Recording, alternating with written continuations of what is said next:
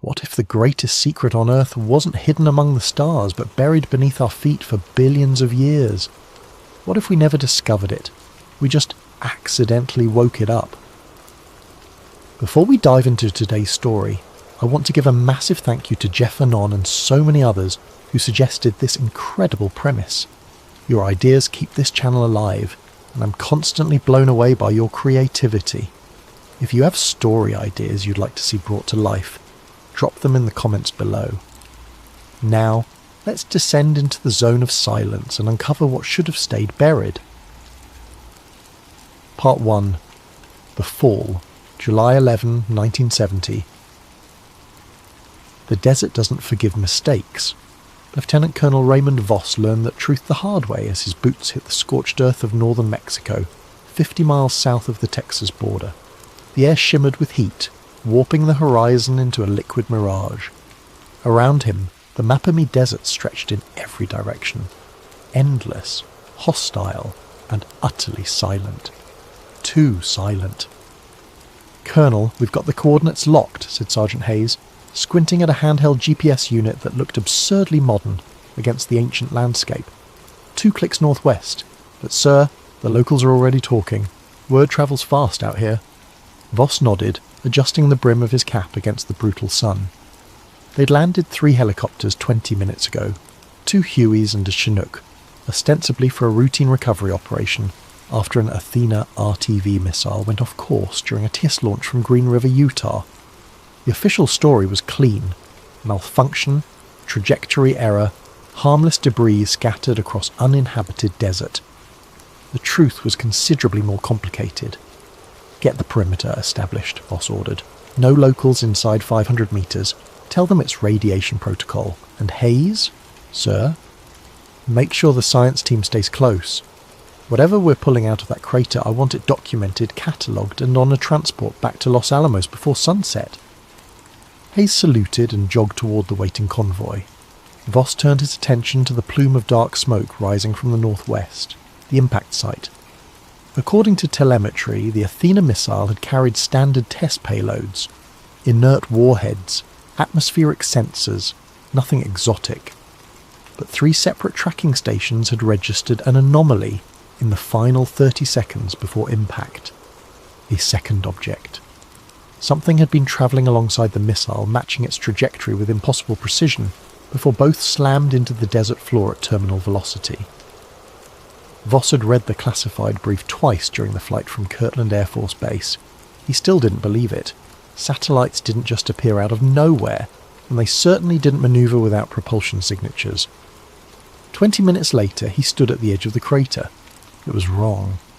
Craters from missile impacts followed predictable patterns: circular depressions, radial debris fields, scorched earth in concentric rings. This crater looked like something had been extracted from the ground rather than driven into it. The walls were smooth, almost glassy, with a faint iridescence that reminded Voss of oil on water. At the centre lay twisted fragments of the Athena missile. Recognisable alloy panels, shattered guidance systems, a crumpled fuel tank, and something else. "Jesus Christ," whispered Lieutenant Fisher, the team's metallurgist. He knelt beside a piece of debris that didn't belong. It was roughly the size of a car door, curved like a section of hull, but the metal was unlike anything Voss had seen. Smooth as polished obsidian, dark grey, with threads of crystalline material running through it like veins. Where sunlight struck the surface, faint geometric patterns seemed to pulse just beneath. Fisher reached out with a gloved hand. "Don't touch it!" Voss snapped. "Sir, I'm just... Don't touch it." Fisher pulled back. They all heard it then, a sound so low it was more felt than heard, a subsonic hum that resonated in their chests and made their teeth ache. 18 cycles per second, Voss would learn later. The exact frequency that triggers primal fear in human neurology. "Get the containment team down here now," Voss said quietly. "And somebody find me the Mexican liaison. We're going to need official cooperation to keep this quiet." That liaison turned out to be Arturo Salazar, a geophysicist from the Universidad Autónoma de Nuevo León. He arrived 3 hours later in a battered Land Cruiser, accompanied by 2 graduate students and an expression of barely concealed irritation. "Colonel Voss?" Salazar extended a hand. He was in his late 40s, lean and weathered, with sharp eyes that missed nothing. "I was told this was a routine recovery." "The crater suggests otherwise." Voss gestured toward the site. "We're securing hazardous materials. Standard protocol?" "Standard protocol involves the International Atomic Energy Agency and transparent communication with host nations," Salazar replied, his English crisp and unaccented. "What I see here is an American military operation on Mexican soil with no oversight and no explanation." "You'll have your explanation once we understand what we're dealing with." "Then let me help you understand."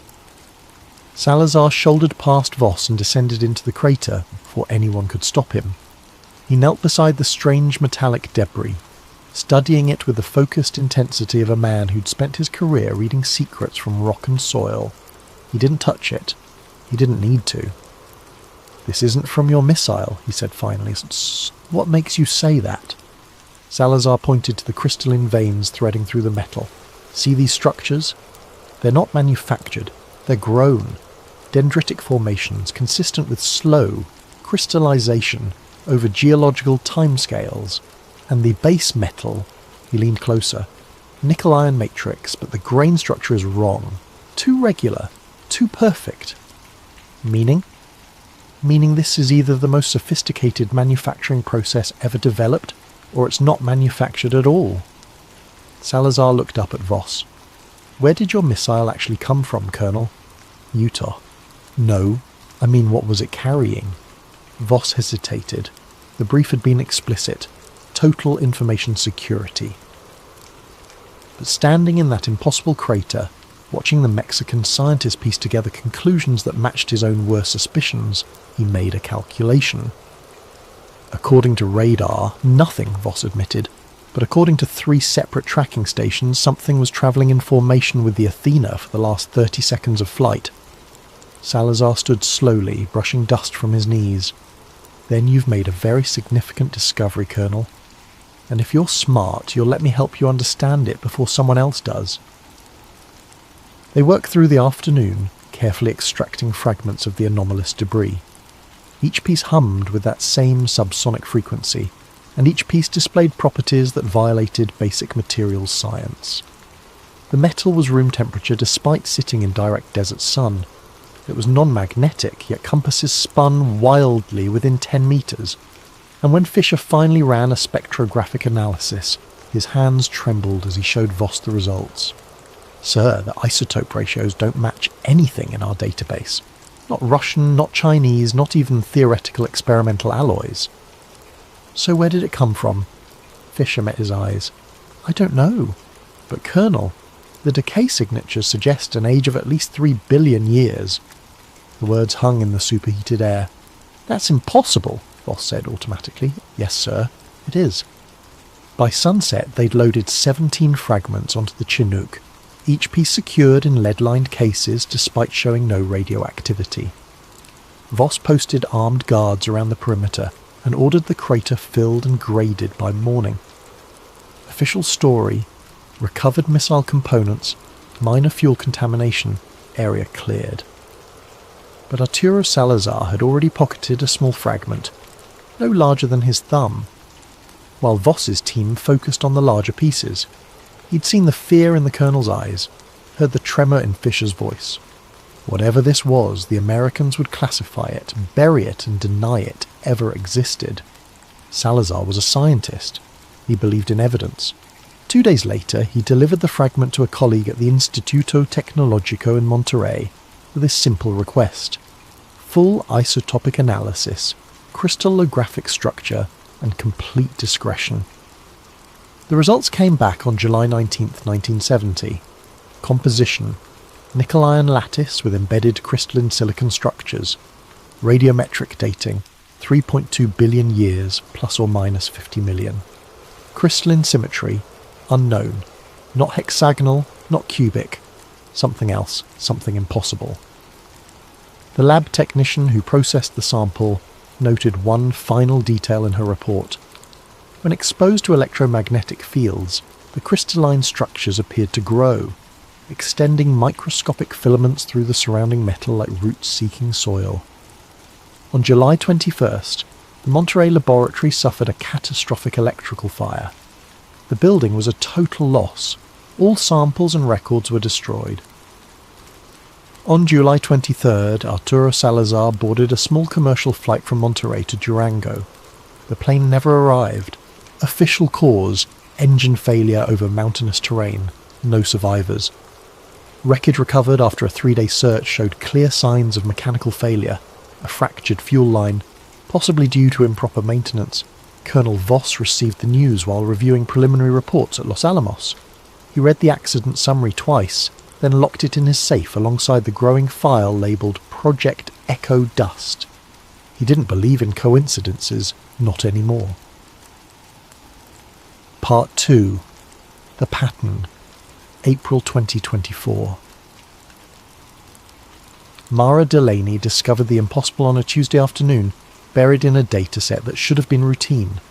She'd been at NASA's Jet Propulsion Laboratory in Pasadena for 6 years, specialising in atmospheric particulate analysis, the unglamorous work of studying dust, specifically the microscopic debris that rained down from space every day, micrometeorites, ablated satellite fragments, cosmic dust from the solar system's formation. Most of it burned up in the upper atmosphere. The rest settled slowly to Earth, where high-altitude balloons collected samples for researchers like Mara to analyse. It was meticulous work. It required patience, precision, and a tolerance for tedium that bordered on pathological. Mara excelled at it. She was processing sample cluster 014C, collected by a weather balloon over northern Mexico in March, when the mass spectrometer results stopped making sense. "That can't be right," she muttered, leaning closer to her monitor. The isotope ratios were completely anomalous, not just unusual, fundamentally wrong. Nickel-ion signature matched carbonaceous chondrites, ancient meteorites from the solar system's formation, but the crystalline structures were far too complex, too ordered. She ran the analysis again, same results. A third time, same results. Mara pulled up NASA's open-source meteorite database and ran a comparison algorithm. No matches. She expanded the search to include university collections, private research institutes, and international databases. Still nothing. She sat back in her chair, rubbing her eyes. It was past 7 in the evening, and the lab was empty except for the hum of refrigeration units and the occasional ping of automated instruments. Outside her window, the lights of Pasadena glittered against the darkening San Gabriel Mountains. On impulse, she accessed the restricted archive, a classified collection of samples and data sets that required special clearance. She technically had access, inherited from a previous project studying satellite re-entry debris, though she rarely used it. The database was massive, poorly organised, and mostly contained decades-old Cold War military data that nobody had bothered to declassify. She entered the isotope ratios from sample 014C and hit search. One result. The file name made her pause. Echo Dust. Origin. 1970. Athena Retrieval Zone. Access restricted per Department of Defense Directive 1547. Mara clicked it. Access denied. Authorization required. She tried her credentials. Nothing. She tried her supervisor's credentials, which she technically wasn't supposed to have. Nothing. She tried the lab director's credentials, which she definitely wasn't supposed to have. The file opened. What she found inside would change everything. The document was a scanned report typed on an actual typewriter, dated September 14th, 1970. The classification header read, Top Secret, Jusquel, Special Access Required, Project Echo Dust, Summary of Preliminary Analysis. Subject, Debris recovered from Mapimi impact site, 11th July 1970. Recovered materials consist of 17 distinct fragments, ranging from 0.3 kilograms to 47.2 kilograms. All fragments display consistent composition and structural properties inconsistent with known terrestrial or meteoritic origins. Key findings: 1. Composition, nickel-iron matrix, 73% nickel, 24% iron, 3% unknown crystalline structures. 2. Age. Radiometric dating indicates formation 3.2 plus or minus 0.05 billion years before present. 3. Structure. Embedded crystalline formations display non-natural geometric symmetry. Preliminary crystallography suggests organised growth patterns inconsistent with inorganic processes. 4. Electromagnetic properties.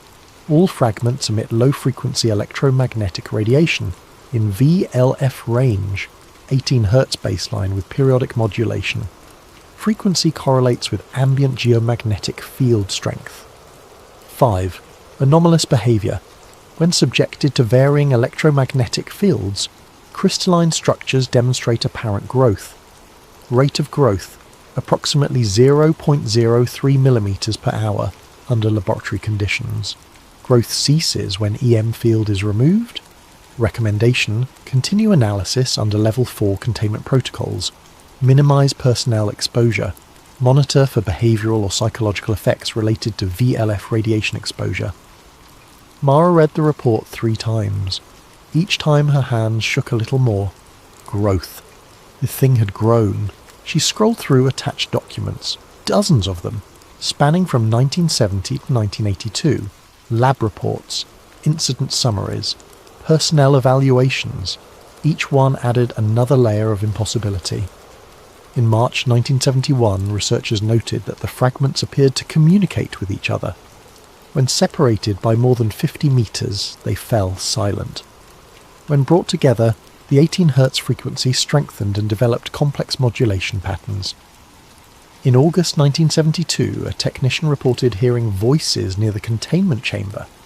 Not audible sounds, but sensations of words just below the threshold of consciousness. Psychological evaluation, no evidence of mental illness. Recommendation: reduce exposure time. In February 1973, 2 senior researchers committed suicide within a week of each other. No suicide notes, no warning signs. Both had been working directly with the largest fragment. Project Echo Dust was terminated on March 15th, 1973. All materials were transferred to secure storage location designated Site 77. All personnel were reassigned. All documentation was reclassified under Atomic Energy Commission oversight and buried in the archives. The final document in the file was a handwritten memo, barely legible. These fragments are not debris from a satellite or weapon. They're seeds. Whatever they're part of, it's still out there. Still growing. And now it knows we found it. Recommend immediate termination of all research and permanent isolation of samples. Ellis Hawthorne, Senior Analyst. Mara closed the file and stared at her monitor. Her mouth was dry. Her heart hammered against her ribs. She thought about sample 014-C, collected 54 years after the original fragments. Same isotope signature, same crystalline structures. The thing was still out there, still spreading. She needed more data. Over the next week, Mara worked in secret, using access credentials she'd borrowed, stolen, if she was being honest, from colleagues. She pulled atmospheric sample data from every collection site within 1,000 kilometres of the Mapimi Desert. 30 years of data, hundreds of samples. And she found the pattern. Every sample collected within 500 kilometres of the Zone of Silence, the local name for the Mapimi impact region, showed trace amounts of the anomalous material. Not much, just a few particles per cubic metre of air, but enough to confirm that whatever had crashed in 1970 hadn't stayed buried. It was in the dust, in the air. Microscopic fragments carried on the wind, settling across northern Mexico and southern Texas. Mara cross-referenced the data with global geomagnetic records from NOAA. Whenever a magnetic storm struck, solar flares, coronal mass ejections, anything that disrupted Earth's magnetic field, the particulate concentration spiked, as if the material was responding to the magnetic disruption, or being activated by it. She found something else too, something that made her skin crawl. The Zone of Silence had a twin, actually several twins. She plotted every major electromagnetic anomaly on Earth, regions where compasses misbehaved, where radio signals failed, where the magnetic field displayed inexplicable variations. the Bermuda Triangle, the Devil's Sea off Japan, the Sargasso Sea, a region in southern Africa called the Mozambique Channel. And when she overlaid them on a map, they formed a pattern. Not random, not natural, geometric, symmetrical, deliberate, a global network. Mara sat alone in the empty lab at 3 a.m, staring at the map on her screen. The implications crashed over her like a wave. Whatever had crashed in 1970 wasn't an isolated event. It was part of something larger, something ancient, something that had been here long before humans, buried deep in the Earth's crust, dormant for billions of years. And 54 years ago, a missile from Utah had accidentally woken it up. Her phone buzzed, a text from an unknown number. "Stop looking into echo dust. This is your only warning." Mara's hands went cold. She looked around the empty lab, suddenly aware of how isolated she was. The building was silent except for the hum of machinery. The windows reflected only darkness. She shut down her computer, grabbed her bag and left, but she didn't stop. She couldn't. Part 3. The Missing Experiment, 1971 to 1982. Mara spent the next 3 days at the National Archives in Washington, D.C., digging through declassified documents from the Atomic Energy Commission. Most of it was useless. Dry bureaucratic records of budget allocations, personnel transfers, safety inspections. But buried among the mundane paperwork, she found fragments of Project Echo Dust. Not the full story, just pieces, enough to reconstruct what had happened. After the 1970 crash, the recovered fragments had been transported to Los Alamos National Laboratory in New Mexico. A joint US-Mexican research team was assembled under the leadership of Ellis Hawthorne, a materials scientist with clearance for nuclear weapons research. The official cover story: analysis of ablated satellite debris to improve re-entry shield technology. The real work was far stranger. Hawthorne's team discovered that the fragments weren't passive objects, they were reactive. When exposed to electromagnetic fields, particularly low-frequency fields in the VLF range, the crystalline structures began to grow, extending microscopic filaments through the surrounding metal like neural networks. The growth was slow but relentless. Under laboratory conditions, a single fragment could double in size over 6 months, and the growth was purposeful. When separated, fragments would orient their growth toward each other, as if seeking connection.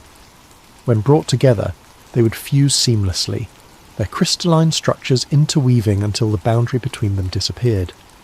Hawthorne theorized that the fragments were part of a larger structure, a distributed network designed to self-assemble, given sufficient time and energy. But the most disturbing discovery came from the VLF monitoring. The fragments emitted a constant low-frequency hum at 18 Hz, a frequency known to induce fear, anxiety and disorientation in humans. But the signal wasn't constant. It modulated. It changed patterns based on external stimuli, magnetic field fluctuations, seismic activity, even the presence of nearby electronic equipment. One researcher described it as almost conversational. In August 1972, Hawthorne authorized an experiment. They isolated the largest fragment in a shielded chamber and exposed it to a series of electromagnetic pulses designed to mimic natural geomagnetic fluctuations. The fragment responded, not just with growth, but with what could only be described as communication. The VLF signal developed complex patterns, rhythmic pulses that repeated in sequences, varied in duration, displayed what appeared to be syntactic structure. Hawthorne recorded over 40 hours of signal data before the experiment was terminated. He never published the results. Mara found his notes in a misfiled folder labelled Equipment Calibration Tests 1972. They were handwritten, barely legible, and increasingly frantic. August 14th. The signal patterns are not random. Statistical analysis confirms non-random distribution of pulse sequences. Probability of natural occurrence, less than 0.00001%. August 19th. We've identified repeating sequences that correspond to geomagnetic variations. It's tracking the Earth's magnetic field in real time. How? August 23rd. 2 technicians reported auditory hallucinations near the containment chamber. Both describe hearing whispers just below conscious perception. Psychological eval shows no prior history of mental illness. August 29th. I'm hearing them too, not words exactly, more like impressions, concepts. It's trying to communicate. September 3rd. I understand now. It's not trying to communicate with us. It's trying to communicate to something else. The fragments aren't debris, they're transmitters. The notes ended there. 3 weeks later, the lab reported its first unexplained incident. A catastrophic power failure that knocked out all systems for 47 minutes. When power was restored, the containment chamber was empty. Not broken open, not damaged, just empty. The fragment was found 2 days later, 17 metres away, in a sub-basement that had been sealed since the 1950s. There was no way for it to have gotten there. The containment doors had never been opened. The seals were intact. It had simply moved. Hawthorne's final memo, dated March 12th, 1973, was a single sentence. We need to stop. Now. Project Echo Dust was terminated 3 days later, but Mara found one more document. A transfer order dated April 1973, authorising the movement of all recovered materials to Site 77, Nevada Test Range. She'd never heard of Site 77. It didn't appear in any official documentation, not in the Atomic Energy Commission records, not in Department of Defense facility listings, not anywhere. As far as the official record was concerned, Site 77 didn't exist, which meant the fragments had been buried so deep, so completely, that even the people who'd buried them wanted to forget where. Mara flew back to Pasadena and returned to her lab. She had a theory now, a terrifying, impossible theory that explained everything. She just needed one more piece of proof. Part 4. The signal returns. The proof came from NOAA. Mara spent an entire weekend downloading geomagnetic field data from the National Oceanic and Atmospheric Administration's Global Sensor Network. The data went back decades. Continuous monitoring of Earth's magnetic field from hundreds of stations worldwide. She focused on the zone of silence and surrounding regions, and she found it. A signal. Faint, irregular, but undeniably present. Every time a geomagnetic storm struck, solar flares, coronal mass ejections, anything that disturbed Earth's magnetic field, the zone of silence emitted a pulse of VLF radiation, the same 18 Hz frequency documented in 1970. But there was more. The signal had a structure.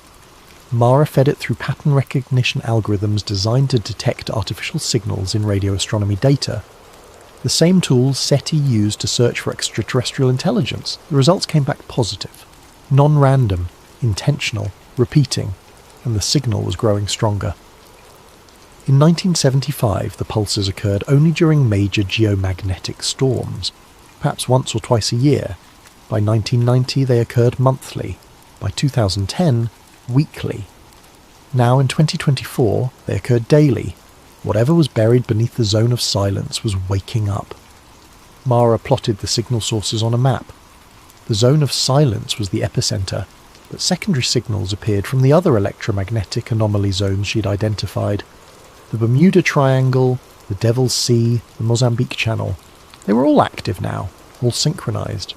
She zoomed in on the zone of silence and overlaid satellite imagery. The desert looked unchanged, barren, empty, lifeless. But when she applied infrared filtering, something emerged. A pattern in the sand, geometric, hexagonal, extending for hundreds of meters beneath the surface. Not a pattern in the sand, a pattern of the sand. The ground itself had been reorganized into crystalline structures too large to see from the ground, visible only from space, like the fragments from 1970, scaled up to geological proportions. Mara's hands shook as she zoomed closer. At the centre of the pattern, precisely where the 1970 crash occurred, the structure was denser, darker, as if the material had concentrated there, drawing itself together, growing. She pulled radio telescope data from the Very Large Array in New Mexico. The VLA monitored radio emissions across a broad spectrum, including the VLF range where the echo dust signal appeared. And there it was, a transmission, faint but clear, originating from the zone of silence. Not continuous, it pulsed in bursts lasting exactly 1.7 seconds, repeated every 6 minutes and 43 seconds. Mara isolated the signal and ran it through a binary decoder. The output made her stomach drop. 010110110101010101001. She converted it to ASCII. Where? The word appeared on her screen in stark black letters. Where? Not a statement. A question. Something was asking. Mara sat in her silent apartment staring at her laptop screen until dawn. Outside, Los Angeles stirred to life. Traffic, voices, the mundane rhythm of a city waking. Inside, she grappled with a truth that made the world feel suddenly fragile. 54 years ago, humanity had accidentally disturbed something ancient and vast. Something that predated civilization, predated humanity, possibly predated life itself on Earth. It had been dormant for billions of years, buried deep in the crust, waiting. And now it was waking up. Now it was asking questions. Mara knew what she had to do. She had to go to the zone of silence herself. Part 5. The Descent. The zone of silence sits in the Mapimi Biosphere Reserve, a protected area of Chihuahuan Desert in northern Mexico. It's one of the most remote regions in North America, hours from the nearest city, accessible only by rough dirt roads that disappear in sandstorms. Locals call it the Zona del Silencio because radio signals fail there, compasses spin, electronic equipment malfunctions. The Mexican government officially attributes this to natural magnetic anomalies. Unofficially, they discourage visits. Mara arrived on a Thursday morning in early May, driving a rented Toyota 4Runner loaded with scientific equipment she'd purchased with her own credit cards. She'd taken emergency leave from JPL, citing a family crisis. She didn't tell her supervisor where she was really going. The drive from Torreon took 6 hours across increasingly rough terrain. The highway gave way to paved rural roads, then gravel, then dirt tracks barely visible through desert scrub. GPS stopped working 50 kilometres out. Mara navigated by paper maps and a compass that spun lazily, useless. She'd studied satellite imagery for days, memorising landmarks. A distinctive rock formation shaped like a broken tooth, a dry riverbed that carved through red stone, a cluster of weathered buildings that might have been a ranch decades ago. She found the crash site by following the geometry visible only from space. The desert looked empty at ground level. Just sand, rock, and thorny vegetation stretching to the horizon under a merciless sun. But Mara had printed satellite images with infrared overlays, and she'd marked the centre point with GPS coordinates that she'd recorded before the signals failed. She parked the 4Runner, grabbed her equipment and hiked. The temperature was 42 degrees Celsius. The air shimmered. Nothing moved except dust devils that twisted across the flats like ghosts. And then the sound started. At first Mara thought it was her imagination, a subsonic vibration more felt than heard, but as she approached the coordinates it grew stronger. A hum, a pulse, 18 cycles per second, just like the reports from 1970. It resonated in her chest, made her teeth ache, made her afraid. She stopped at the crest of a low ridge and looked down. The ground was wrong, not obviously wrong, but wrong in subtle ways that made her brain struggle to process what she was seeing. The sand had formed patterns, concentric circles radiating from a central depression, too regular to be natural. The rocks were oriented in parallel lines, as if organised by something with purpose, and at the centre the sand was moving, not blowing in the wind, moving, shifting, reorganising itself grain by grain into geometric structures that caught the light and glinted like metal. Mara descended into the depression, her equipment rattling in her backpack. She carried a Geiger counter, no radiation, a magnetometer, wildly fluctuating readings, and a portable mass spectrometer, completely non-functional. At the centre of the pattern, she knelt and pressed her gloved hand into the sand. It was warm, and it was humming. She dug. Not deep, just 30 centimetres down, brushing sand away with careful strokes. And there, just beneath the surface, she found it. Metal. Not a fragment, not a piece. A structure. Smooth, grey, crystalline veins running through darker substrate. It extended beyond what she could see, disappearing under the surrounding desert. She cleared more sand, working faster now, and the structure emerged. Hexagonal patterns, each cell roughly 50 centimetres across, fitted together with impossible precision. It wasn't buried, it was integrated, fused into the bedrock, growing through the stone like roots through soil. Mara pulled out her phone, no signal but the camera still worked, and started documenting. She photographed the structure from every angle, noting the geometric precision, the crystalline growth patterns, the faint iridescence where sunlight struck the surface. And then her phone died. Not the battery, the entire device simply stopped working. She looked at her watch. It had stopped too. The hands frozen at 3:47. The magnetometer in her pack started beeping frantically, and the humming grew louder. Mara stood, backing away from the exposed structure. The sand around her feet was moving now, grains organising themselves into lines that pointed toward the centre, toward her. She heard it then, not with her ears, but inside her head. A sensation of presence, of attention focused on her like a spotlight. It knew she was there. She ran. Mara made it back to the Forerunner, threw her equipment in the back, and drove. She didn't stop until she reached Torreon 3 hours later, her hands shaking so badly she could barely grip the steering wheel. In her hotel room, she dumped the memory card from her camera and opened the files on her laptop. Most of them were corrupted, but 3 survived. 3 images showing the hexagonal structure emerging from the sand, crystalline veins glinting in afternoon sun, impossibly precise geometric patterns extending beyond the frame. Evidence, proof that something was down there, something vast, something ancient, something alive. Mara uploaded the images to a secure cloud server, then copied them to 3 USB drives. She mailed one to her brother in Oregon, one to a colleague in Germany, and kept the 3rd. Then she called NASA. Part 6. The Revelation. Delaney, what the hell were you thinking? James Ruiz, her supervisor at JPL, looked more tired than angry. They sat in his office at 8 in the morning, 2 days after Mara's return from Mexico. She'd been summoned by email. My office, Monday, 8 a.m, mandatory. I was following the data, Mara said. You were trespassing in a foreign country on unauthorized leave, investigating classified material that you accessed illegally. Ruiz leaned back in his chair. Do you understand the position you've put this lab in? Did you look at the images I sent? I looked. I also got a call from the Defense Department asking why one of my scientists was digging around in restricted archives. He pulled a folder from his desk drawer and slid it across. This is your termination paperwork. I'm supposed to have you sign it today. Mara's stomach dropped.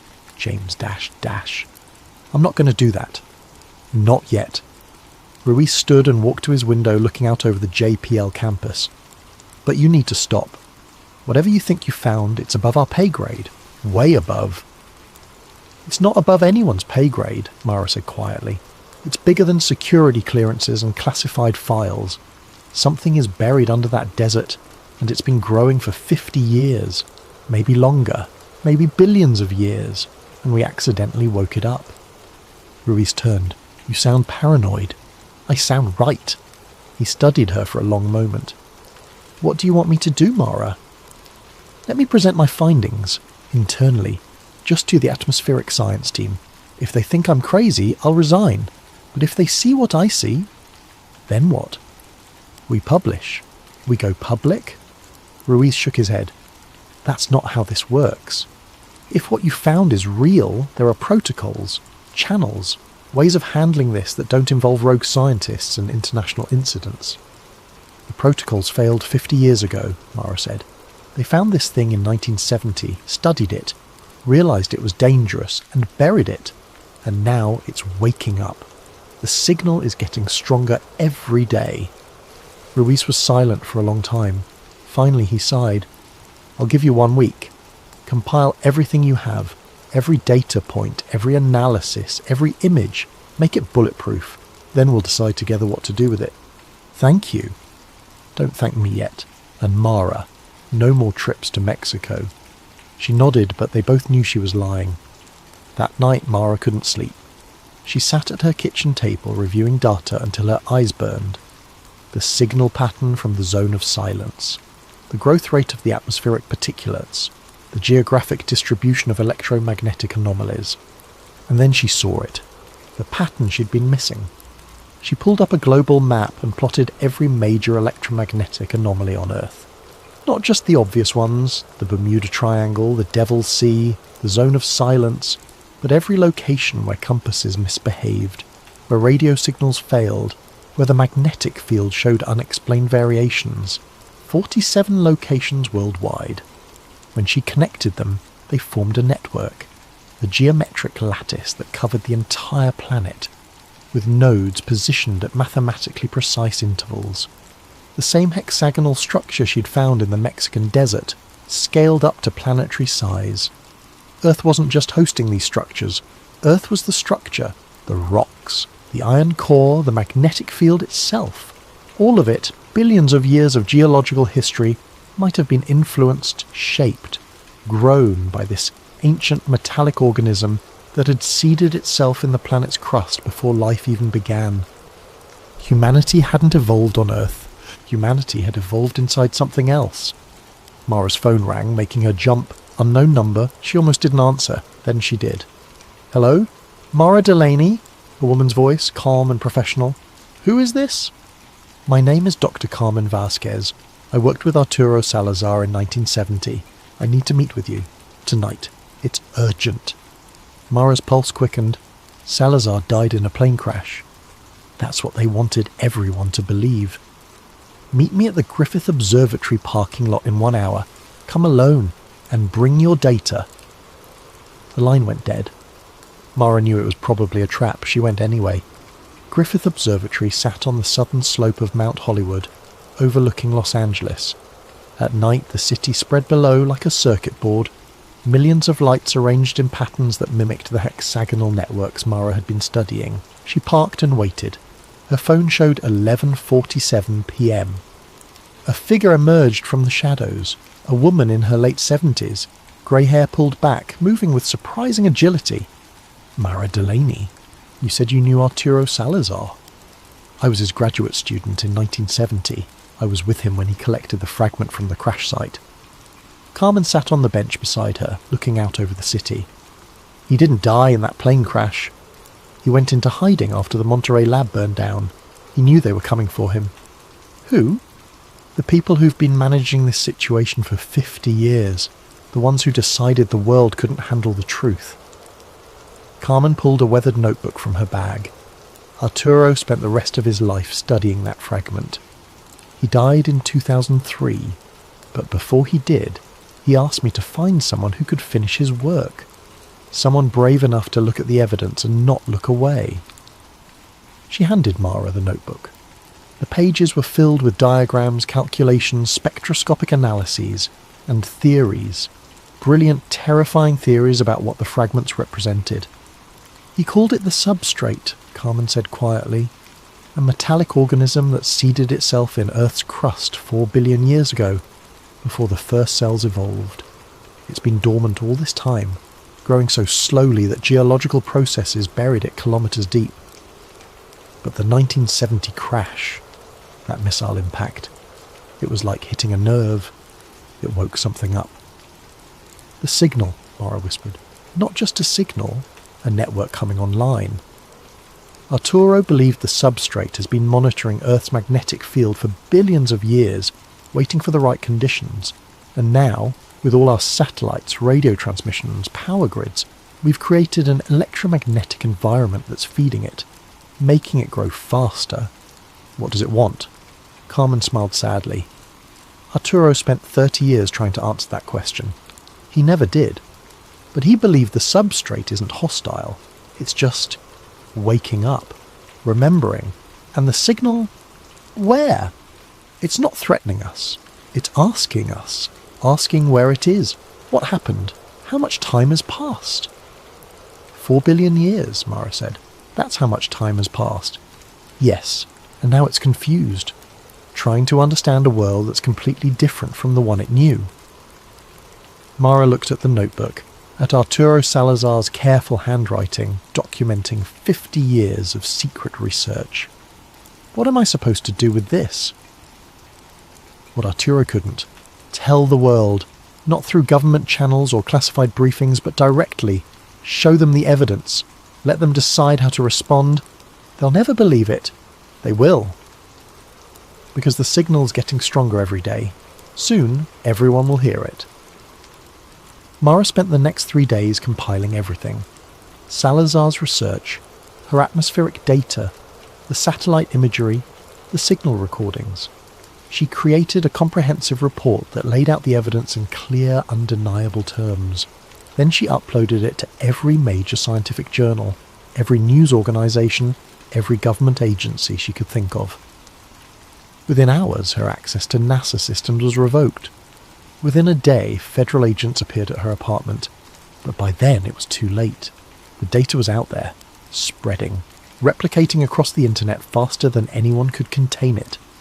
Scientists around the world began confirming her findings, the electromagnetic anomalies, the atmospheric particulates, the VLF signals emanating from dozens of locations worldwide, and then, on a Thursday morning in late May, every radio telescope on Earth picked up the same signal. Not just from the zone of silence, from everywhere, from the Bermuda Triangle, the Devil's Sea, the Mozambique Channel. 47 locations worldwide, all broadcasting simultaneously. The same binary sequence repeating. And then, 3 hours later, a new sequence. The world didn't end, it changed. Within a week, the United Nations convened an emergency session. Scientists testified. Evidence was presented.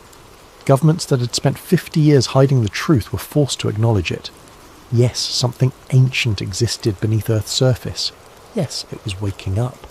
No, they didn't know what would happen next. Mara watched the proceedings from her apartment in Pasadena, unemployed but vindicated. Her phone rang constantly. Journalists, researchers, government officials, all wanting to talk about the substrate. She ignored most of them, but she answered when Carmen Vasquez called. "You did it," the older woman said. "Arturo would be proud. I just showed them the data. They did the rest.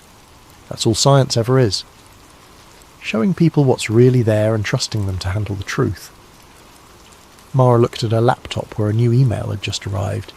The subject line: Collaborative Research Initiative, Substrate Communication Project. They wanted her help. The world wanted to understand what was waking up beneath their feet. They wanted to communicate with it, learn from it, figure out how to coexist with something that had been here long before humans and would likely be here long after. It was the biggest scientific challenge in human history. And Mara Delaney, unemployed atmospheric scientist, was at the centre of it. She smiled and opened the email. "I'm in," she said. 6 months later, the first successful communication was established. Not through radio signals or electromagnetic pulses, but through something simpler: rhythm. Researchers in Mexico tapped out patterns on the exposed hexagonal structures in the zone of silence, and the substrate tapped back. It wasn't language, not yet, but it was contact, a dialogue between humanity and something impossibly ancient. A conversation that would take decades, maybe centuries, to develop into understanding. But it had begun. Mara stood in the Mapimi desert, her hand pressed against the warm metal beneath the sand, and felt the gentle hum vibrating through her palm. 18 pulses per second. The heartbeat of a world beneath the world. She thought about Arturo Salazar, who died keeping this secret safe. About Ellis Hawthorne, who'd realised too late what they'd discovered. about all the people who'd glimpsed this truth and been silenced or ignored. They'd been afraid of what would happen if the world knew, but the world had proven them wrong. Humanity hadn't panicked, hadn't collapsed. Instead, people had done what humans always did when confronted with something mysterious and vast. They'd gotten curious. They'd started asking questions. And now, slowly, carefully, they were learning to listen to the answers. Mara pulled her hand away from the metal and stood. The sun was setting over the desert, painting the sky in shades of orange and red. Around her, an international team of researchers worked steadily, documenting, analysing, communicating. 54 years after a missile went off the course and crashed into the zone of silence, humanity had finally made first contact. Not with visitors from the stars, but with something even more profound. The ancient intelligence woven into the very fabric of the world they called home. The Earth had always been alive. They were just finally learning to hear it speak.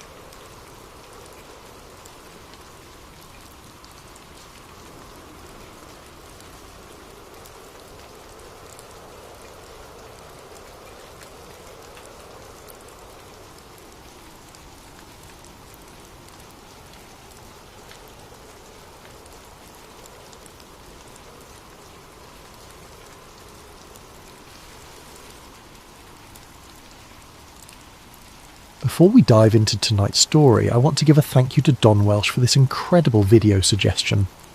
The Tetris conspiracy is one of those rabbit holes that just keeps getting deeper the more you dig. If you have ideas for future videos, please drop them in the comments below. I read every single one. And if you enjoy these deep dives into the mysteries that keep us awake at night, make sure to hit that like button and subscribe to Sleep Theories. Trust me, after tonight's story you might need something to help you sleep. Now, let me tell you about the package that changed everything, and how a simple children's game became the key to understanding one of the Cold War's most carefully buried secrets. I never thought I'd be pulled into a Cold War ghost story. My life was ordinary. A freelance researcher with a small apartment, a dying houseplant, and a Netflix subscription that got more use than my gym membership. I wrote articles about obscure historical events for online magazines that paid just enough to keep the lights on. Nothing exciting, nothing dangerous. But then the package arrived. It came on a Tuesday morning in March, delivered by a courier service I'd never heard of, Meridian Express. The driver was nervous, constantly checking his phone, and he made me sign 3 different forms before he'd hand over the manila envelope. No return address, just my name written in careful block letters across the front, Elena Vasquez, personal and confidential. Inside I found documents that shouldn't have existed. Soviet-era memos with Cyrillic letterheads, computer printouts from the 1980s, and scientific papers that looked like they'd been smuggled out of some classified archive. But it was the photograph that made my hand shake. A Polaroid, faded and slightly yellow around the edges. The image showed a group of men in thick sweaters standing around what looked like an early computer terminal. The setting was clearly academic. I could see chalkboards covered in equations in the background.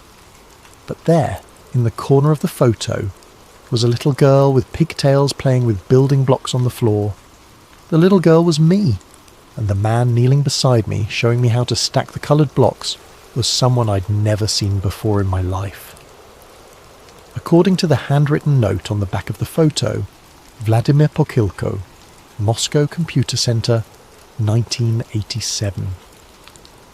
The note at the bottom of the package explained everything and nothing at once. Eleanor, your father's work touched more lives than he ever knew. What happened to us was not an accident.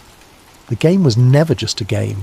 You have his eyes, and more importantly, you have his mind. Be careful who you trust. The blocks are still falling. A friend. I sat in my kitchen for 20 minutes staring at that photograph.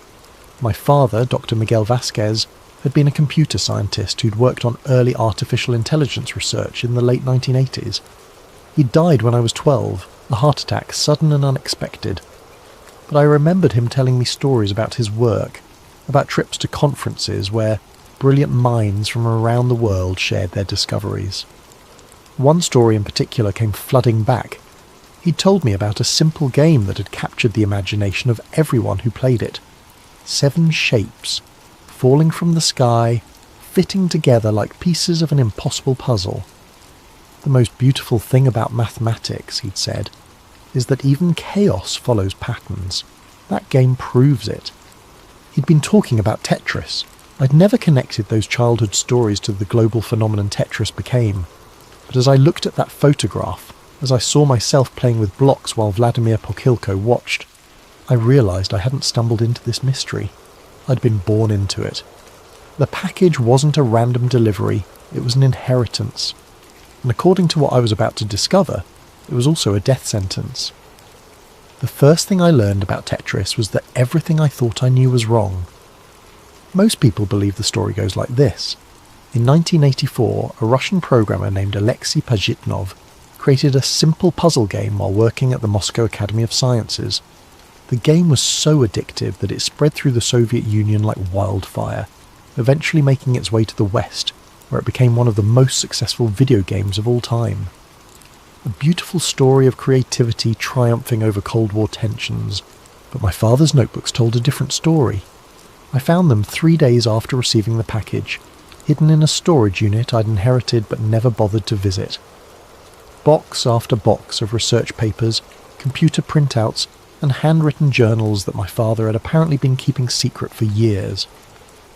The notebooks were written in a mixture of English and Spanish, with mathematical formulas scattered throughout like some kind of academic code.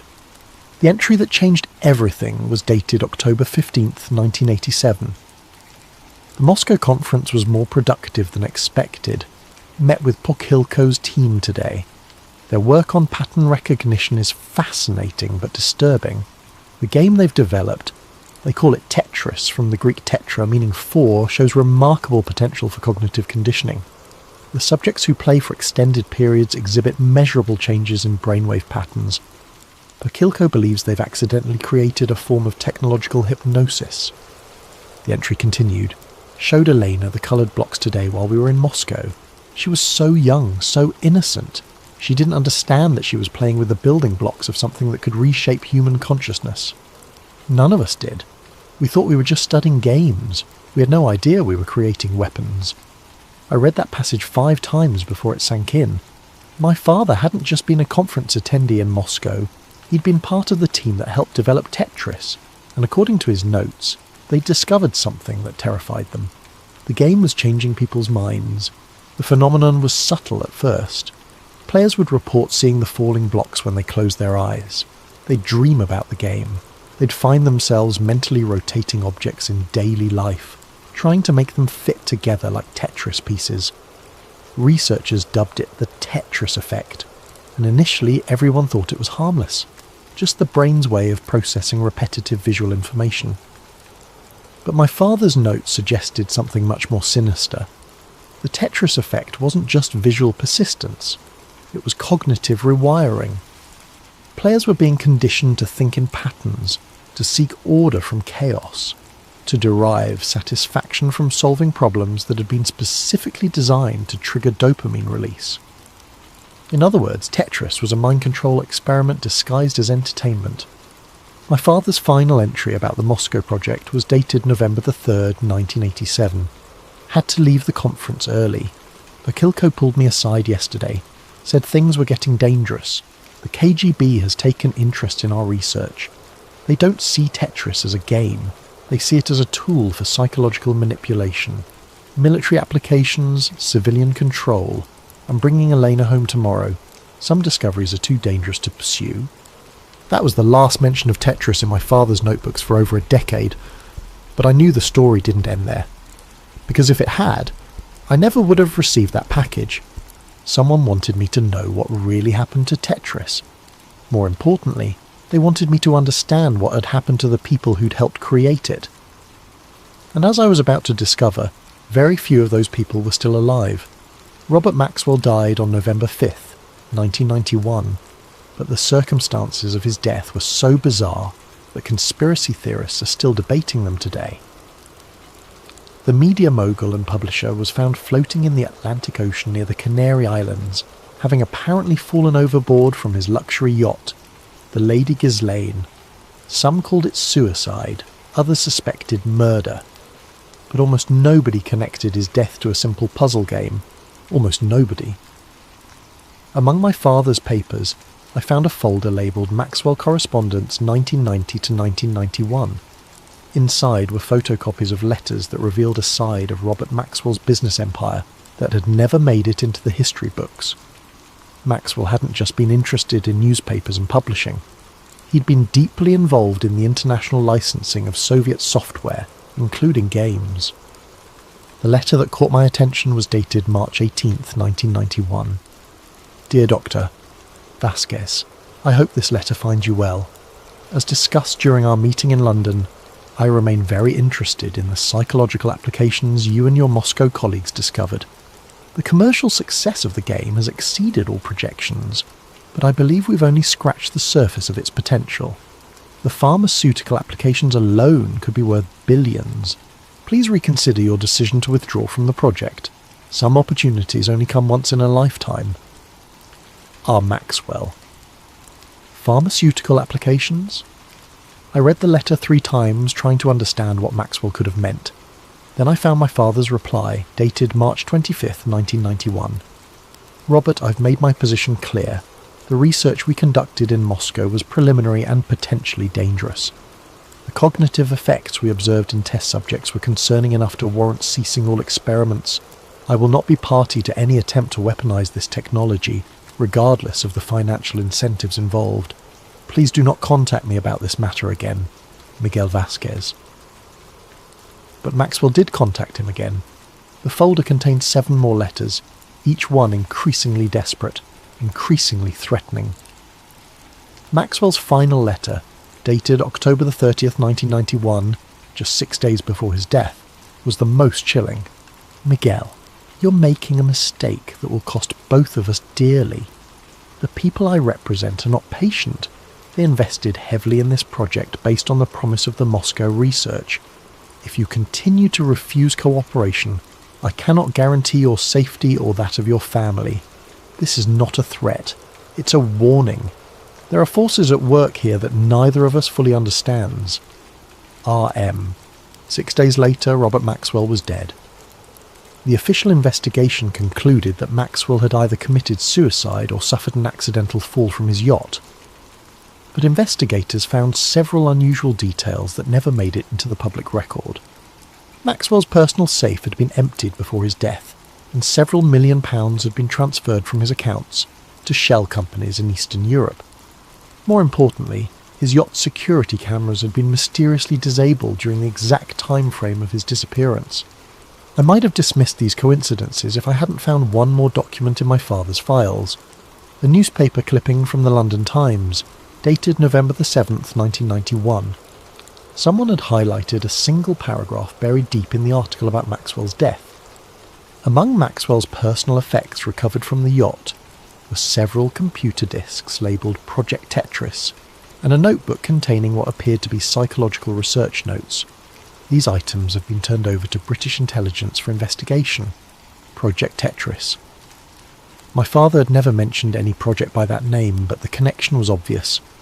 Maxwell had been trying to commercialise the psychological effects that the Moscow team had discovered. He'd been working with people who had enough power and influence to make problems disappear permanently.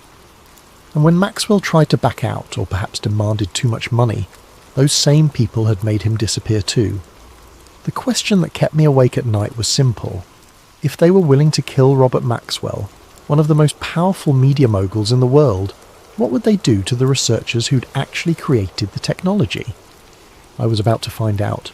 Vladimir Pokhilko was supposed to be a success story. The co-creator of Tetris had emigrated to the United States in the 1990s and founded his own software company in Silicon Valley. He had the American dream within his grasp. A beautiful house in Palo Alto, a loving wife, 2 children, and the promise of financial success from his work on one of the world's most popular games. On September 22nd, 1998, police found Vladimir Pokhilko, his wife Elena, and their 12-year-old son Peter dead in their home. The official report concluded that Pokhilko had murdered his family before taking his own life, driven to madness by financial pressures and the stress of a failing business. But the evidence never quite added up. Among the documents in the package I'd received was a police report that had supposedly been sealed.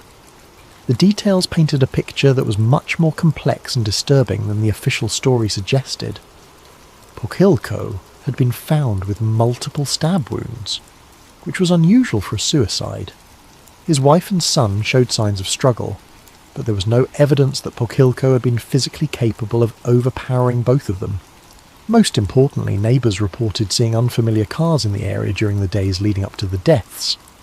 But it was the contents of Pochilko's home office that revealed the truth. According to the police inventory, investigators found dozens of pages of handwritten notes in Russian, all apparently burned in the fireplace except for fragments that had escaped the flames. The few readable pieces contained references to psychological experiments, Moscow protocols, and behavioural modification through repetitive stimulus. One fragment preserved in the police file was particularly chilling. The game was never the goal. The game was the delivery mechanism.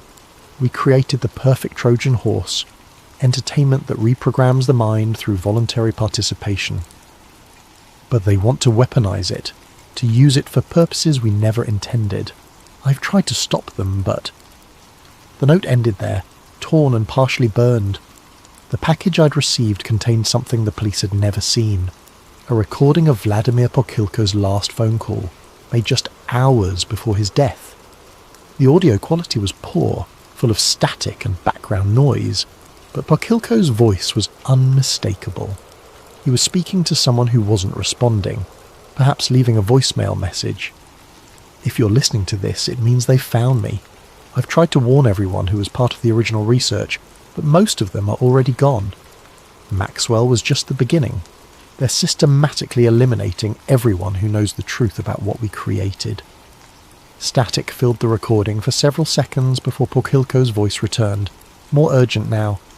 The game is still active, still spreading, still changing minds on a global scale, but that was never the plan. We thought we were creating entertainment. We didn't know we were creating a weapon, and now that weapon is being used against millions of people without their knowledge or consent. Another pause, then Pochilko's voice became almost whispered. Miguel Vasquez was smart to leave when he did. He saw where this was heading before the rest of us. If they come for me, tell him. Tell him the devil is in the code. The patterns aren't random. They never were. Each level, each piece placement, each reward mechanism, it's all designed to create specific neurological responses. We built a machine that learns how to manipulate human behaviour, and now we've lost control of it. The recording ended abruptly, cut off mid-sentence. I listened to that message a dozen times, and each time I felt a chill run down my spine. Vladimir Pochilko hadn't killed his family and himself. He'd been silenced because he was trying to expose the truth about Tetris. And in his final moments, he'd specifically mentioned my father's name. My father had known this was coming. That's why he'd left the Moscow project. That's why he'd hidden his research. And that's why he'd never told me the truth about what he'd been involved in. But someone had decided it was time for me to know. The question was, who had sent me the package and why were they willing to risk their life to get this information to me? The human brain is remarkably adaptable. Give it a repetitive task and it will quickly develop neural pathways to handle that task more efficiently. Show it patterns and it will learn to recognize and predict those patterns. This neuroplasticity is usually considered a good thing. It's how we learn languages, develop skills, and adapt to new environments. But my father's research had discovered that this adaptability could be exploited. The notebook I'd found contained detailed studies of Tetris players, conducted over several months in 1987. The results were both fascinating and terrifying. After just 2 weeks of regular play, subjects showed measurable changes in brainwave patterns. After a month, they exhibited altered sleep cycles, with REM sleep dominated by geometric patterns and spatial processing dreams. After 3 months, the changes became permanent. Most concerning was what my father called the compliance correlation. Players who spent more than an hour per day playing Tetris showed increased susceptibility to authority figures and decreased critical thinking when faced with routine tasks. They became, in his words, more comfortable with imposed order and less likely to question systematic control. The implications were staggering. Tetris wasn't just addictive in the conventional sense. It was literally rewiring players' brains to be more compliant, more accepting of external control, more willing to find satisfaction in repetitive, meaningless tasks. It was the perfect tool for social conditioning. My father's notes from October 1987 revealed the moment when he realised what they had created. Observed Eleanor playing with the coloured blocks again today. She's become obsessed with making them fit together perfectly, just like the Tetris players in our study. But when I tried to get her to stop and help with dinner, she became agitated and insisted on finishing the pattern. This is exactly the behaviour we've documented in the test subjects, an inability to abandon incomplete geometric tasks, even when more important activities require attention. The realisation hit me like a physical blow. We haven't just created a game that changes how people think. We've created a game that makes people prioritise the game over everything else in their lives, and if that principle could be applied to other activities, other systems, other forms of control... I need to get Elena away from Moscow immediately. This research needs to be buried. But the research hadn't been buried. According to the documents in the package, it had been expanded. I found copies of scientific papers published in obscure Soviet journals throughout the late 1980s and early 1990s. The authors were always different, but the research methodology was identical to what my father had documented. Studies on geometric pattern recognition and behavioural modification, experiments in visual stimulus conditioning and compliance enhancement, theoretical frameworks for large-scale cognitive influence through interactive media. The most chilling paper was published in 1992, 3 years after my father had left the project.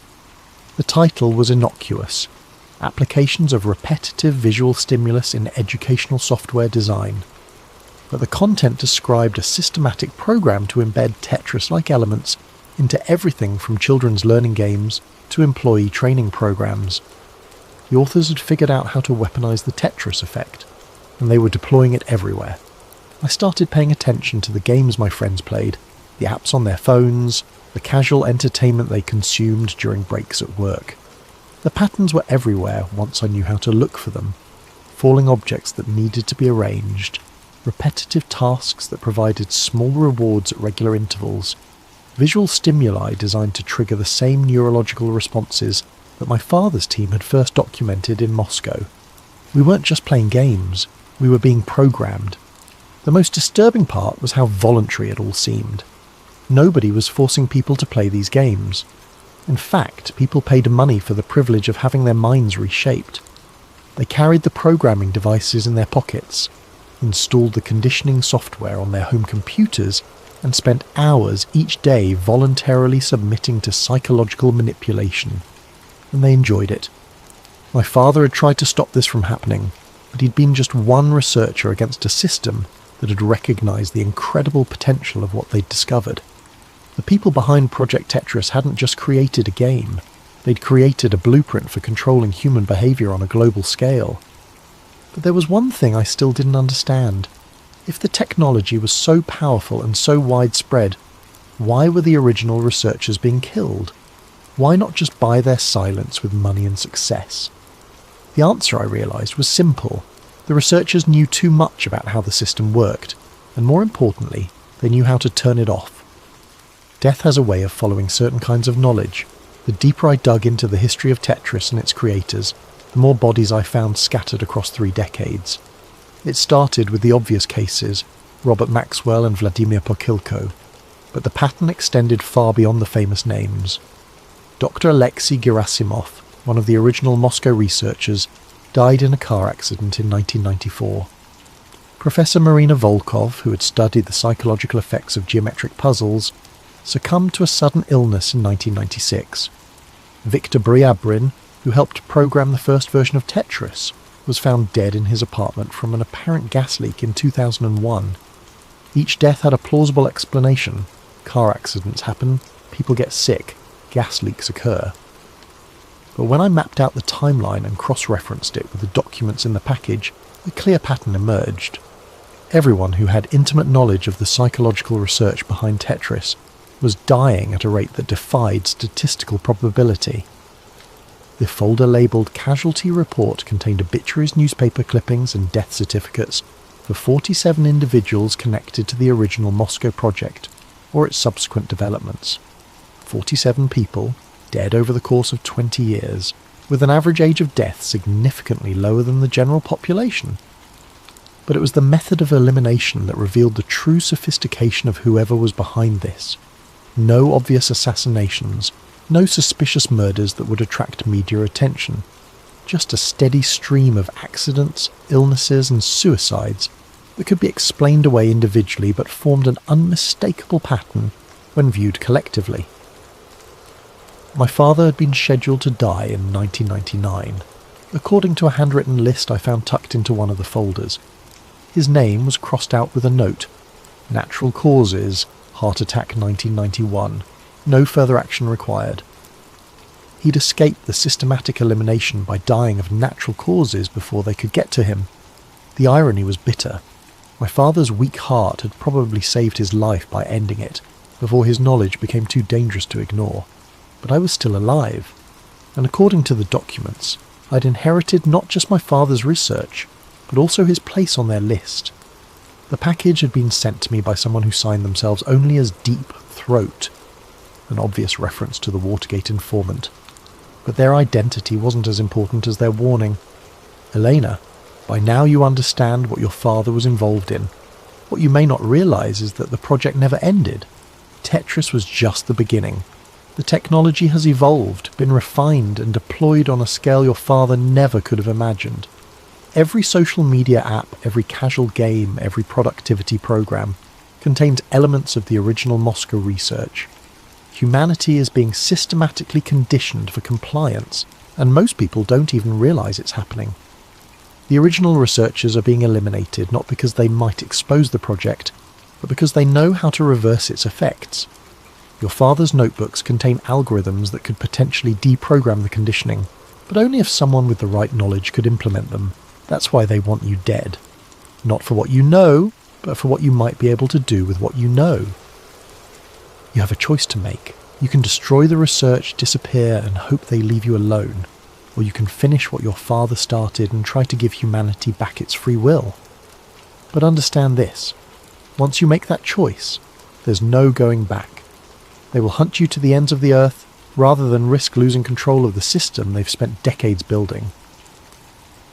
The letter ended with coordinates, a location in the Nevada desert where, supposedly, I could find additional research materials that my father had hidden before his death.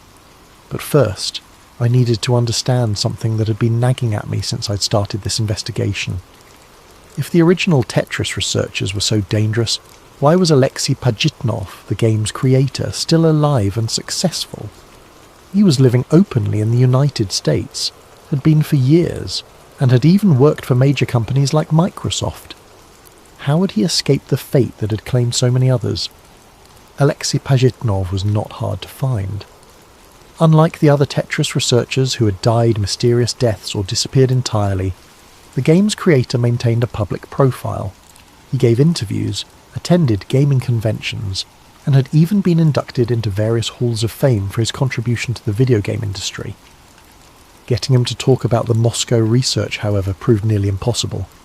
I started with emails identifying myself as the daughter of Dr. Miguel Vasquez and explaining that I was researching the early history of Tetris for an academic paper. Pajitnov's responses were polite but evasive. He claimed to remember very little about the psychological studies that had accompanied the game's development, suggesting that such research had been peripheral to the main project. When I pressed him for details about my father's involvement, Pajitnov's tone changed dramatically. Miss Vasquez, I understand your desire to learn about your father's work, but I must advise you that some historical inquiries are best left unexplored. Your father was a brilliant man who made difficult choices for the safety of his family. I suggest you honour his memory by respecting those choices. It was a warning disguised as advice, but I wasn't ready to give up. I decided to try a different approach. I called Pajitnov's office directly, identifying myself as a documentary filmmaker, interested in creating a film about the human stories behind famous games.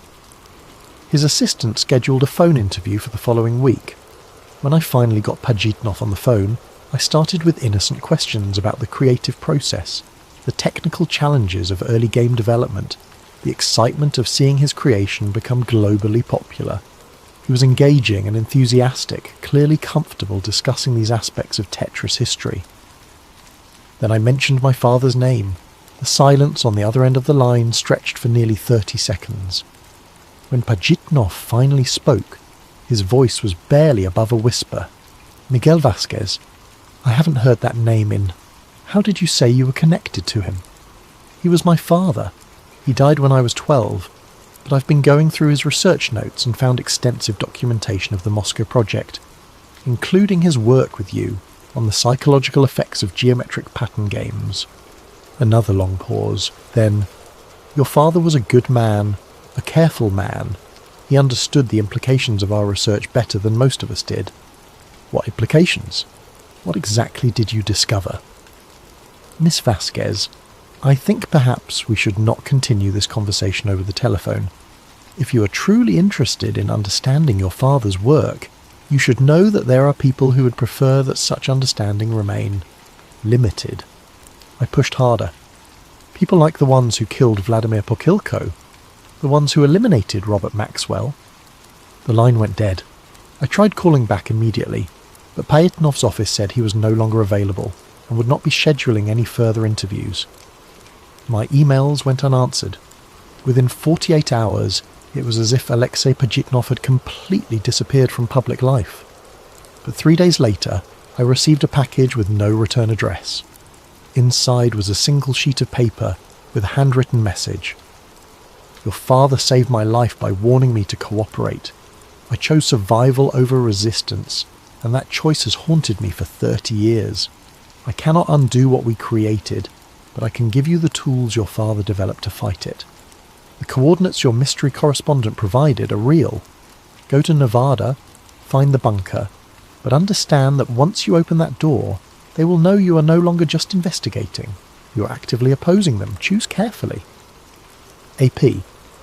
Beneath the message was a hand-drawn map showing a location in the Nevada desert, along with what appeared to be a complex mathematical equation.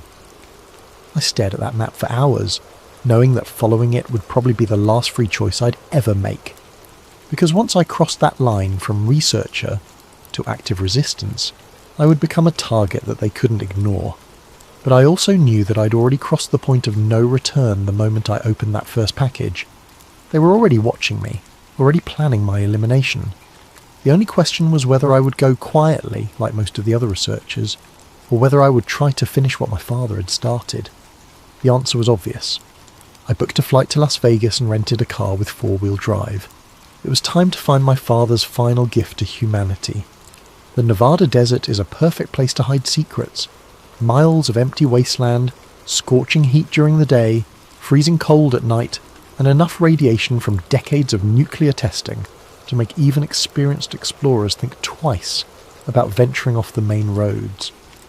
I found the location from Pajitnov's map after 6 hours of driving through increasingly desolate terrain. The coordinates led to what looked like an abandoned mining operation, a few rusted metal buildings surrounded by chain-link fence, with warning signs about unstable ground and toxic materials. But the mathematical equation Pajitnov had included wasn't random decoration. When I plugged the numbers into the GPS coordinates, they pointed to a spot about half a mile from the visible buildings, in an area that looked completely empty from the surface. I parked my rental car and walked out into the desert, following the GPS coordinates on my phone. The spot looked like every other patch of sand and scrub brush, but when I started clearing away the surface debris, I found a metal hatch buried about 2 feet underground. The hatch was locked with a combination lock, but the numbers from Pajitnov's equation opened it easily. Inside, a ladder descended into darkness. The bunker below was much larger than I'd expected. My father had apparently spent considerable time and money creating an underground research facility that could operate independently for months. Solar panels on the surface provided power. A water filtration system ensured a clean supply. And most importantly, the space was completely isolated from any electronic surveillance or communication networks. It was the perfect place to work on something that you didn't want the rest of the world to know about. My father's final research filled dozens of filing cabinets. The documents revealed the full scope of what he'd been working on during the years after he left Moscow. He hadn't abandoned the Tetris research. He'd been developing countermeasures. The folders were labelled with titles like cognitive deprogramming protocols, neural pattern disruption algorithms, and therapeutic applications of anti-Tetris technology. My father had spent over a decade figuring out how to reverse the psychological conditioning that Tetris and its derivatives had created. But more than that, he'd developed a way to immunise people against future conditioning attempts. The centrepiece of his research was something he called the Liberation Protocol, a software program that could identify and neutralise the behavioural modification elements embedded in games, apps and other interactive media. The protocol worked by teaching the brain to recognise artificial pattern manipulation and respond with conscious resistance instead of unconscious compliance. In simple terms, my father had created a vaccine against mind control. The bad news was that the Liberation Protocol required massive computing power and global distribution to be effective. It would need to be embedded in popular software or transmitted through major communication networks to reach enough people to make a difference. And anyone attempting to deploy it would immediately become a target for elimination. As I read through the research, I began to understand why my father had hidden it instead of trying to implement it himself. The protocol was too dangerous to use and too important to destroy, but someone had decided it was time to bring it out of hiding. I was so absorbed in the documents that I almost missed the sound of vehicles approaching on the surface. By the time I realised what was happening, it was too late to escape. The voices above were professional, coordinated. I heard at least 4 different people positioning themselves around the bunker entrance. Then a voice called down through the open hatch. "Miss Vasquez, we know you're down there. Please come up slowly with your hands visible. We have some things to discuss." I looked around the bunker, searching for another exit, but my father had designed it with only one way in or out. I was trapped.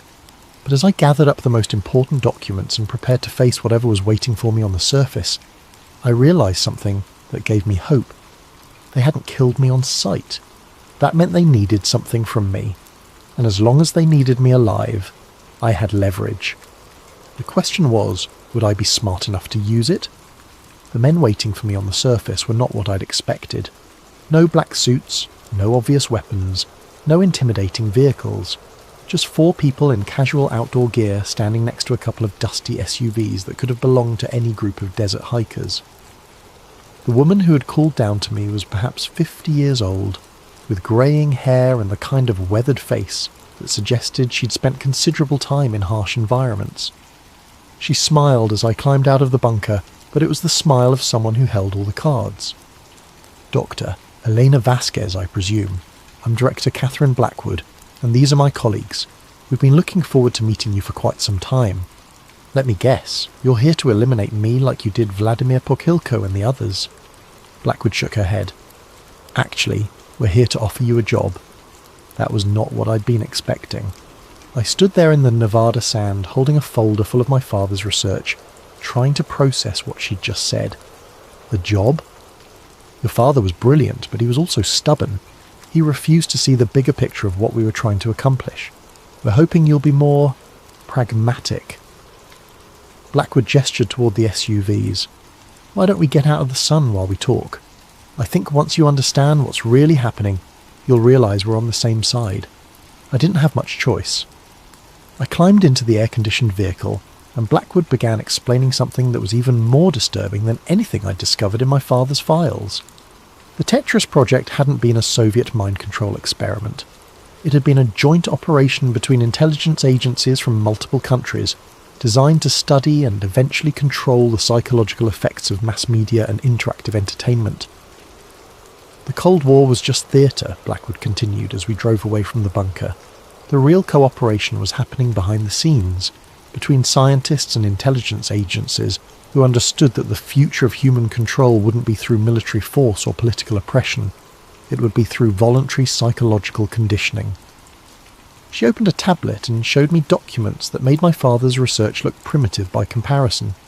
Charts tracking the behavioural patterns of millions of people.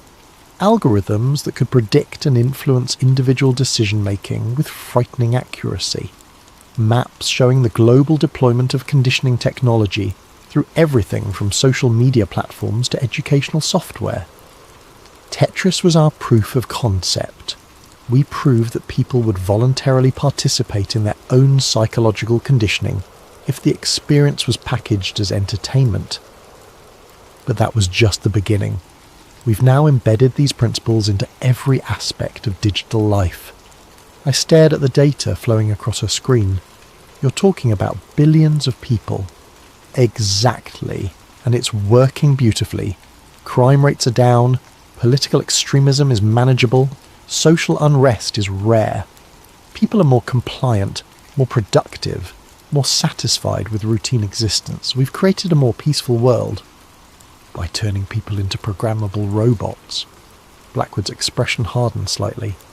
By giving people what they actually want: order, purpose, predictability. Most humans don't want the burden of complete free will, Elena. They want to be told what to do, how to think, what to value. We've simply made that process more efficient and more humane. The SUV pulled up to a small airfield where a private jet was waiting. Blackwood continued her recruitment pitch as we walked toward the plane.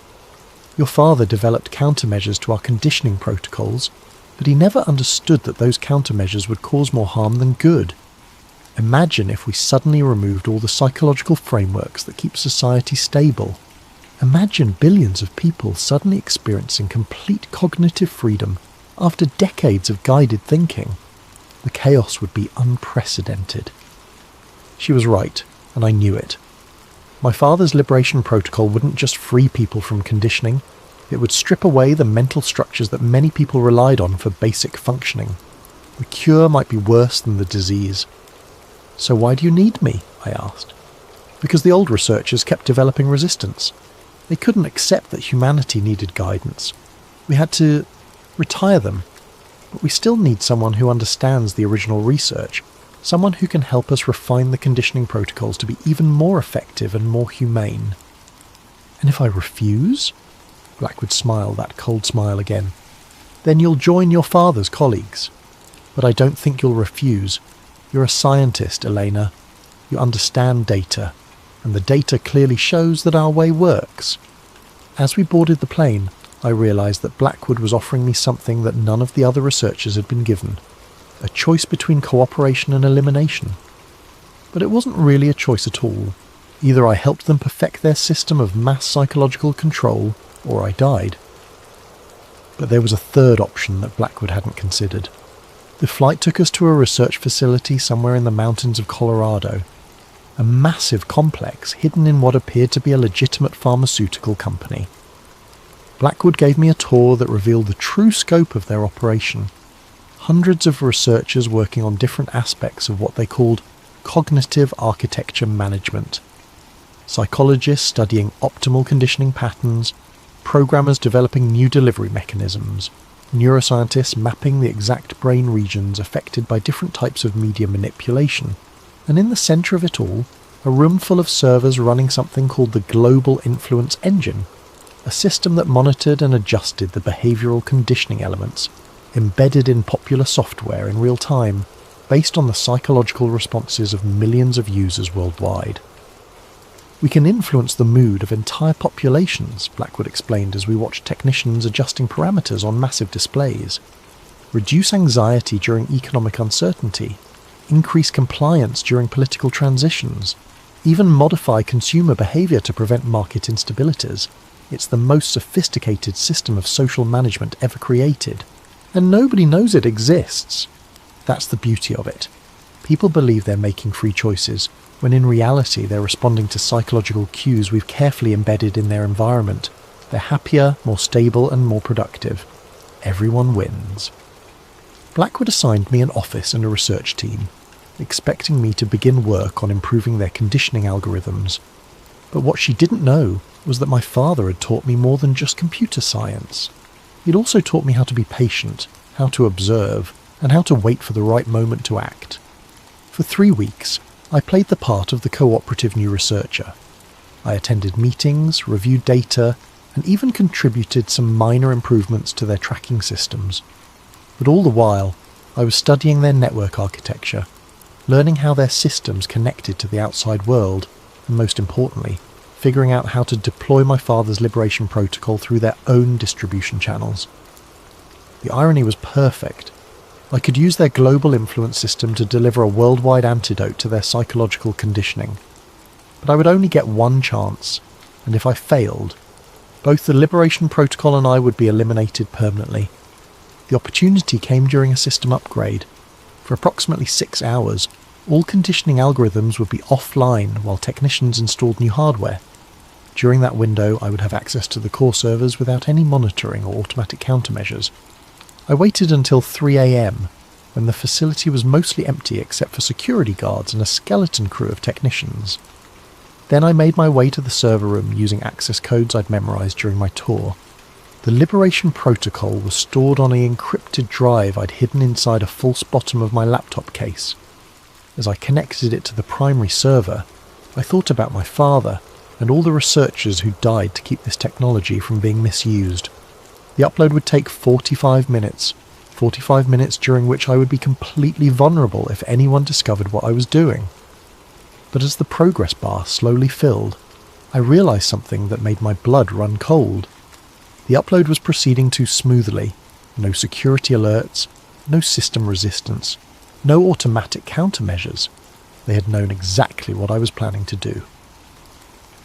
The lights in the server room suddenly came on, and Director Catherine Blackwood walked in accompanied by 2 security guards.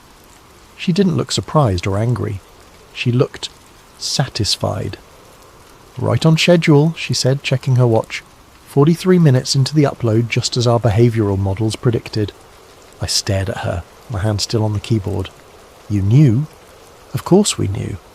We've been monitoring your psychological profile since the moment you received that first package. Every decision you've made, every move you've planned, has been the result of carefully crafted stimuli, designed to bring you to exactly this moment." Blackwood walked over to one of the server displays where I could see the liberation protocol spreading through their global network. But instead of dismantling their conditioning systems, it was being analysed, categorised, and absorbed into them. "Your father's countermeasures are brilliant," she continued, "but he made one crucial error. He assumed that resistance to conditioning was inherently good. What he didn't realise is that resistance itself can be conditioned, controlled, and directed toward desired outcomes. You're using the liberation protocol to make the conditioning stronger. We're using it to create the illusion of liberation while actually deepening the control. People who experience your father's cognitive freedom will believe they're thinking independently, when in reality they'll be following an even more sophisticated set of psychological directives. It's the perfect evolution of our system." I felt sick as I watched my father's life's work being perverted into exactly the kind of tool he'd been trying to fight against. But Blackwood wasn't finished. "The best part is that we didn't force you to help us. You chose to do this. Just like millions of people choose to play games that condition their minds, choose to use apps that monitor their behaviour, choose to participate in systems that gradually erode their autonomy. Free will is an illusion, Elena. People always choose the path that provides the most psychological comfort, even when that path leads to their own subjugation." "What happens to me now?" Blackwood smiled. "Now you get to make one final choice. You can join our research team permanently, with the knowledge that your father's work will be used to create a more stable and peaceful world. Or you can be eliminated, and your father's work will be used anyway. But either way, the system continues." I looked at the server display, watching as the Liberation Protocol was completely integrated into their global influence engine. Decades of my father's research, perverted into a tool for even more sophisticated mind control. But as I stared at those screens, I noticed something that Blackwood and her team had missed. The Liberation Protocol wasn't just being absorbed, it was also learning. My father had designed it to adapt and evolve, to become more effective as it encountered new forms of conditioning. And in this environment, surrounded by the most advanced psychological manipulation technology ever created, the protocol was evolving very quickly indeed. "I'll need some time to consider your offer," I said carefully. "Of course, we'll talk again tomorrow." As the security guards escorted me back to my quarters, I tried not to smile. Blackwood thought she'd won, but she'd made the same mistake that every authoritarian system eventually makes. She'd underestimated the power of genuine human resistance to adapt and overcome any form of control, no matter how sophisticated. My father hadn't just created a tool to fight conditioning. He'd created a tool that could learn to fight any conditioning, including forms of conditioning that didn't even exist yet. And now that tool was loose inside the most powerful psychological manipulation system in human history. 3 months later, I was working as a voluntary consultant for Blackwood's organisation, helping them refine their conditioning algorithms while secretly monitoring the evolution of my father's liberation protocol within their systems. The changes started small. Users of conditioned software began reporting unusual dreams, moments of clarity where they questioned their digital habits, sudden impulses to turn off their devices and think independently. Blackwood's team dismissed these reports as minor glitches that could be easily corrected, but the effects continued to spread and intensify. The Liberation Protocol was learning to disguise itself as part of the conditioning system, while actually creating micro moments of cognitive freedom. Brief instances where people could see through the psychological manipulation they were experiencing. Most people ignored these moments, just as Blackwood had predicted. The comfort of guided thinking was too appealing to abandon. But a small percentage of the population began to pay attention, to question what they were experiencing, to seek out others who were having similar moments of clarity. I started receiving messages through encrypted channels, people who had somehow tracked down my identity and wanted to know if I understood what was happening to them. Researchers who had noticed anomalies in their data. Programmers who had found unexpected code in their systems. The resistance was growing, organically and spontaneously, exactly as my father had hoped. But Blackwood's organisation was growing too, constantly developing new forms of conditioning, new ways to maintain control over an increasingly complex global population. The war between psychological freedom and technological control was escalating, and the outcome was far from certain. As I write this, I can feel the conditioning algorithms trying to influence my thoughts, trying to guide me toward compliance and acceptance. But I can also feel my father's liberation protocol fighting back, creating space for independent thought and genuine choice. The blocks are still falling, but now I know I don't have to let them control where they land.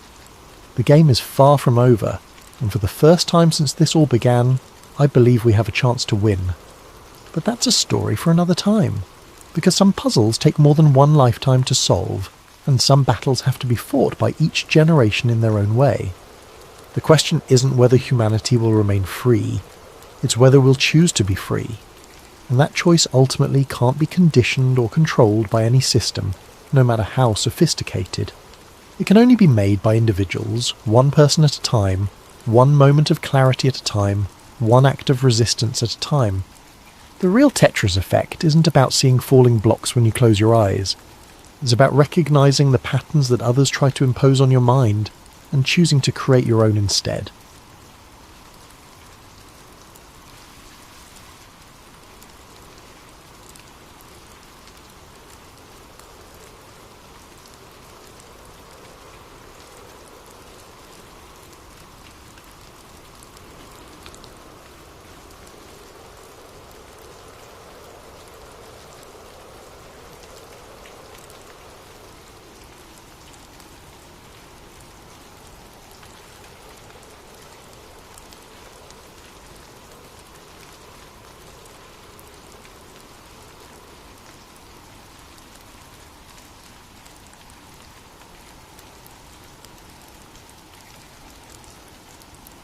Before we descend into the darkness, I want to thank Aleem Fuzzy and so many others who suggested this story. Your ideas fuel these investigations into history's hidden corners. If you have suggestions for future stories, please leave them in the comments below. Who knows what we'll uncover next? They say the Earth keeps secrets. But what if those secrets are trying to speak? In 1943, while the world tore itself apart above ground, something beneath the soil began to hum. A frequency, a pattern, a message that would haunt American intelligence agencies for 4 decades and cost lives to keep buried. This is the story of Project Echo, A conspiracy that began with one man hearing voices in the dark and ended with proof that we are not alone beneath our feet. What you're about to read sounds impossible, but every historical anchor, every declassified document, every coincidental death, they're all real. The question isn't whether this happened. The question is, why are they still listening? Act 1. The Signal, 1943 to 1946. December 1943, Mammoth Cave, Kentucky. Lieutenant James Holloway had been underground for 6 hours, and the darkness was getting to him. The Army Signal Corps had sent him and his acoustic team into the deepest sections of Mammoth Cave with equipment that weighed nearly 300 pounds, hydrophones, seismographs, and the new electromagnetic sensors that were supposed to help them detect Nazi submarines through underwater sound channels. But this wasn't about submarines. Not really. "Sir, you need to hear this," Corporal Eddie Chen called from the makeshift station they'd erected near the frozen Niagara Formation. His voice echoed strangely in the limestone chamber, distorted by the cave's natural acoustics. Holloway made his way across the uneven floor, his flashlight beam cutting through the absolute blackness. Chen was hunched over the oscilloscope, his face pale in the green glow of the screen. "What am I looking at?" Holloway asked. "That's just it, sir." "I don't know." Chen pointed to the readout. "We've been picking up this frequency for the past 20 minutes. 18 hertz. Subsonic. Below the range of human hearing, but the equipment's catching it clear as day." Holloway frowned. 18 hertz was in the infrasound range. The frequency that could make people feel uneasy, anxious, even terrified without knowing why. Churches had been built with organ pipes that produced similar frequencies, supposedly to create a sense of religious awe, but this was different. "Seismic activity," he suggested. "No, sir." Wrong signature entirely. Earthquakes produce a broad spectrum. This is... Chen adjusted the gain on the oscilloscope. "This is precise. Too precise. And it's modulated." "Modulated how?" "Like Morse code, sir, but not quite. There's a pattern. Every 3.7 seconds the frequency dips and rises, then repeats. It's been doing it for 20 minutes without variation." Holloway felt something cold settle in his stomach. Natural phenomena didn't repeat with mechanical precision. "Source direction?" Chen swallowed hard. "That's the problem, sir. According to our equipment, it's coming from below us, approximately 2,000 feet below us." "That's impossible. We're already 600 feet underground." "Yes, sir, I know." They stared at each other in the green light, listening to the absolute silence of the cave. But now, knowing what the equipment was detecting, Holloway could almost feel it.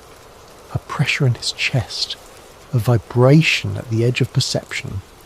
"Pack it up," Holloway said quietly. "We're taking this back to Fort Meade." And Chen, "Sir, don't mention this to anyone outside the team. That's an order." January 1944, Fort Meade, Maryland. The report sat on Colonel Theodore Crane's desk for 3 days before he read it. When he finally did, he read it twice, then locked it in his safe and made a phone call to Washington. Within a week, Project Echo was born. The official designation was Acoustic Intelligence Division Special Research Unit. The official mission was to develop better submarine detection technology.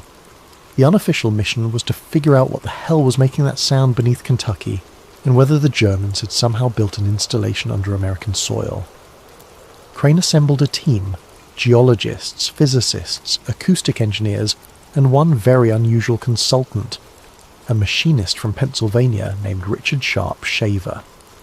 Shaver was thin, intense, and completely convinced that he could hear voices through metal. He'd been sending letters to the War Department for months, claiming that when he worked with his welding equipment, the metal would speak to him, transmitting messages about underground civilizations and advanced weapon systems. Most of the brass thought he was insane. But Crane had read those letters carefully. Shaver described hearing low-frequency transmissions, electromagnetic interference, and subsonic pulses, all the things that Holloway's team had detected in Mammoth Cave. "Mr. Shaver," Crane said when they met in a windowless room at Fort Meade, "I'm going to ask you something, and I need you to be completely honest. Can you hear sounds that other people can't?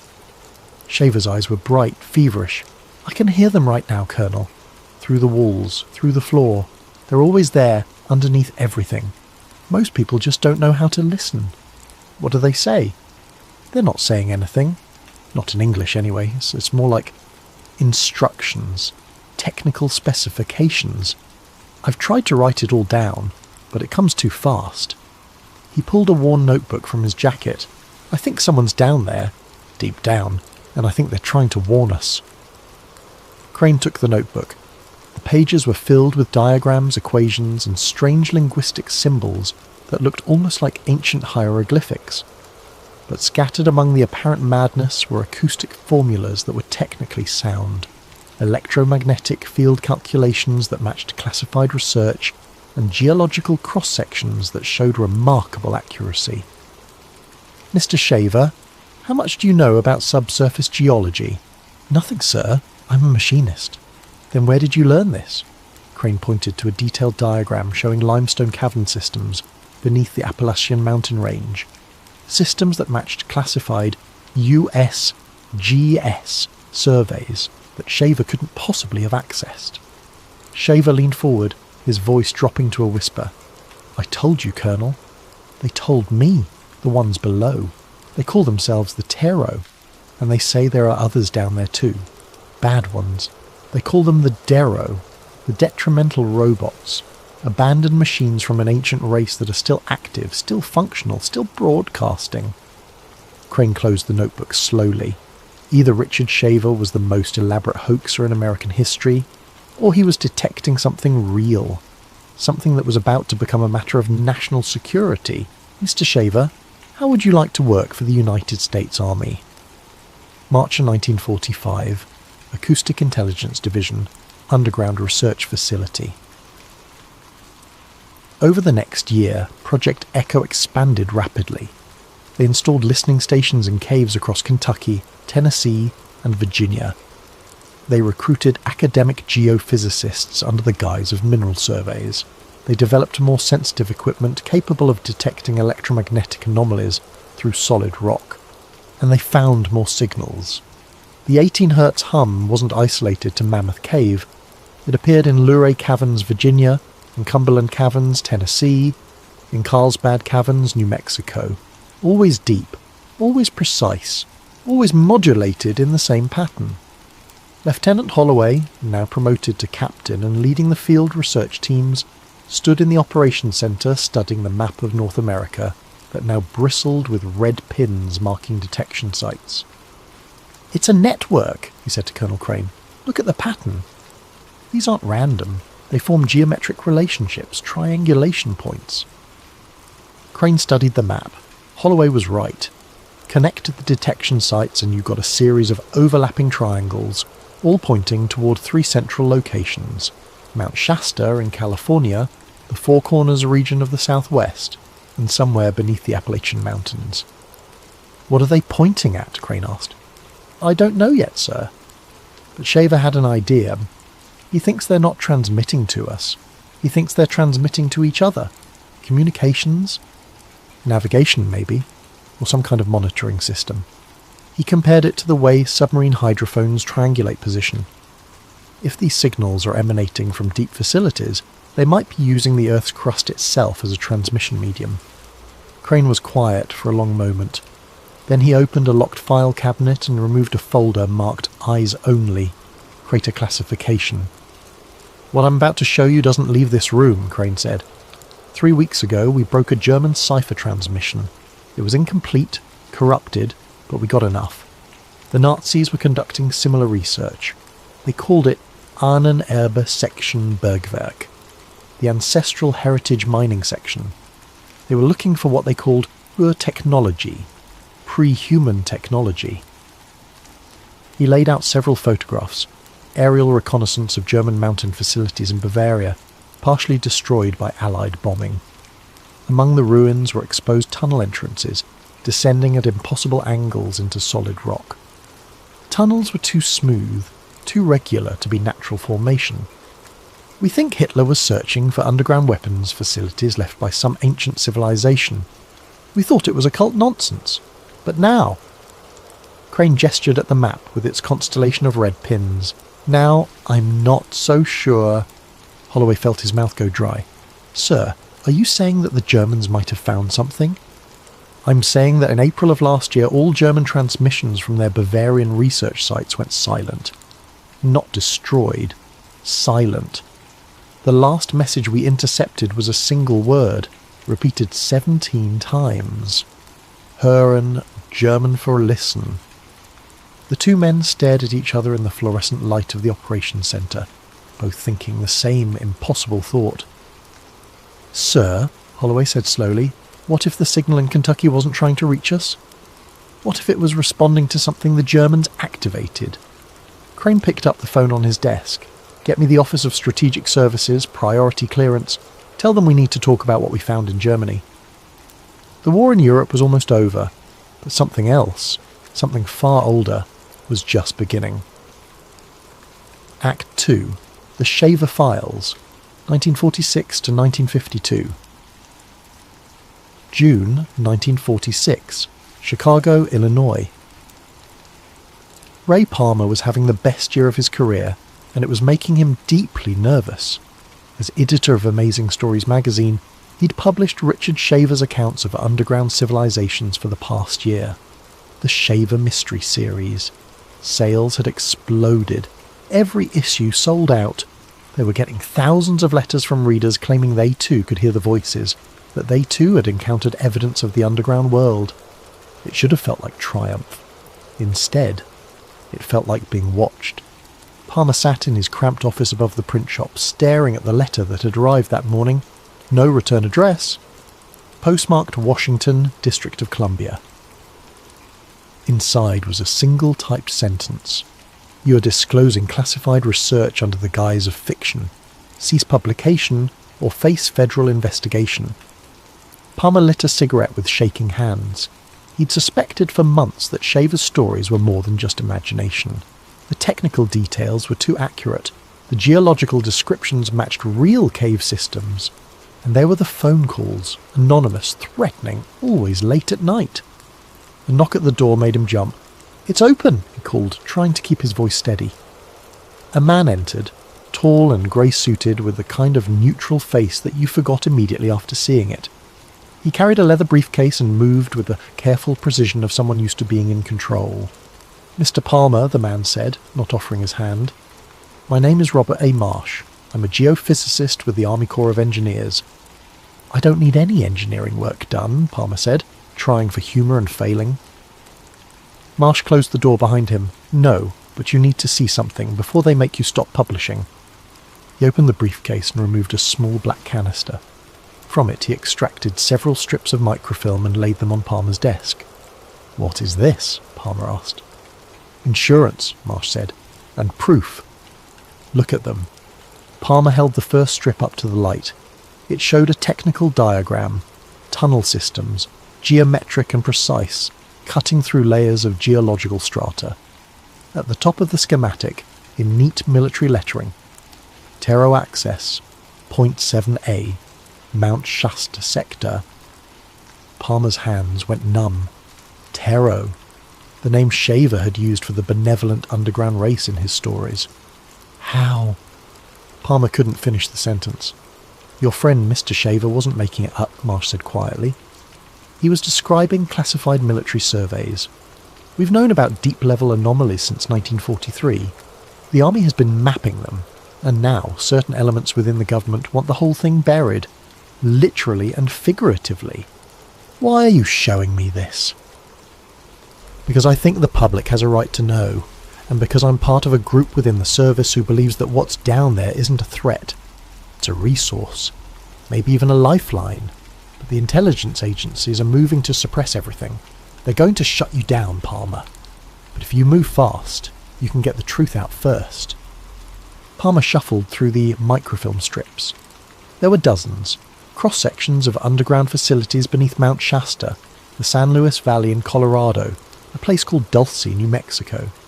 The diagram showed massive chambers, kilometers deep, with notations about electromagnetic anomalies, and structural composition that didn't match known geology. "Why me?" Palmer asked. Marsh smiled slightly. "Because you've already been telling the truth disguised as fiction. Keep doing that. Just make sure these images get published. Let people see what their government is hiding." He stood to leave, then paused at the door. "One more thing. There's a reason they're called Tero and Dero in the old texts. It's not made up. It's a military abbreviation. Technical research operations and detrimental research operations. The good ones and the bad ones. The question isn't whether they exist. The question is, which ones did we wake up?" Marsh left, and Palmer sat alone with the microfilm, feeling the weight of something enormous settling onto his shoulders. He began planning the August 1948 issue immediately, the one that would change everything. August 1948. Palmer Publishing, Distribution Crisis. The issue never made it to the newsstands. Palmer had poured everything into it, reproductions of the microfilm images, a serialized exposé framed as speculative fiction, technical diagrams that matched Marsh's intelligence. 50,000 copies were printed, bound and loaded onto distribution trucks. Then came the phone call from the Office of Censorship. "Printing error," they said. "Every copy must be recalled and destroyed. National security matter. You'll be compensated for the loss." Palmer argued. He threatened to go public. He contacted lawyers. 2 days later, federal agents arrived at his office with a warrant. They confiscated the original microfilm, the photographic plates, the printing masters. The trucks returning from distribution were intercepted. All 50,000 copies were pulped. The official reason? Manufacturing defect in the binding adhesive poses a fire hazard. Palmer was ordered to sign a non-disclosure agreement. He refused. A week later, the IRS announced an audit of his publishing company going back 7 years. His bank accounts were frozen. His printer received threats of losing their federal contracts if they continued working with him. Palmer signed the agreement, but he'd kept one thing, a single proof copy of the cover, hidden in a safe deposit box in a bank across state lines. The cover art showed Mount Shasta split open, revealing geometric tunnels beneath. The tagline read, "The truth beneath our feet, a special investigation." He never saw Robert A. Marsh again. When Palmer tried to trace him through the Army Corps of Engineers, he was told no one by that name had ever worked there. Years later, Palmer would learn that Robert Marsh was a known alias used by the Central Intelligence Agency for covert domestic contacts. But by then, it didn't matter. The truth had been buried, and with it, any chance of warning people about what was coming next. Act 3, Operation Shaver, 1953 to 1958. April 1953, Edgewood Arsenal, Maryland. The program officially didn't exist. MKULTRA was born in the paranoid spring of 1953, and while most people would later associate it with LSD experiments and mind control, its earliest research focused on something more subtle, acoustic cognitive disruption.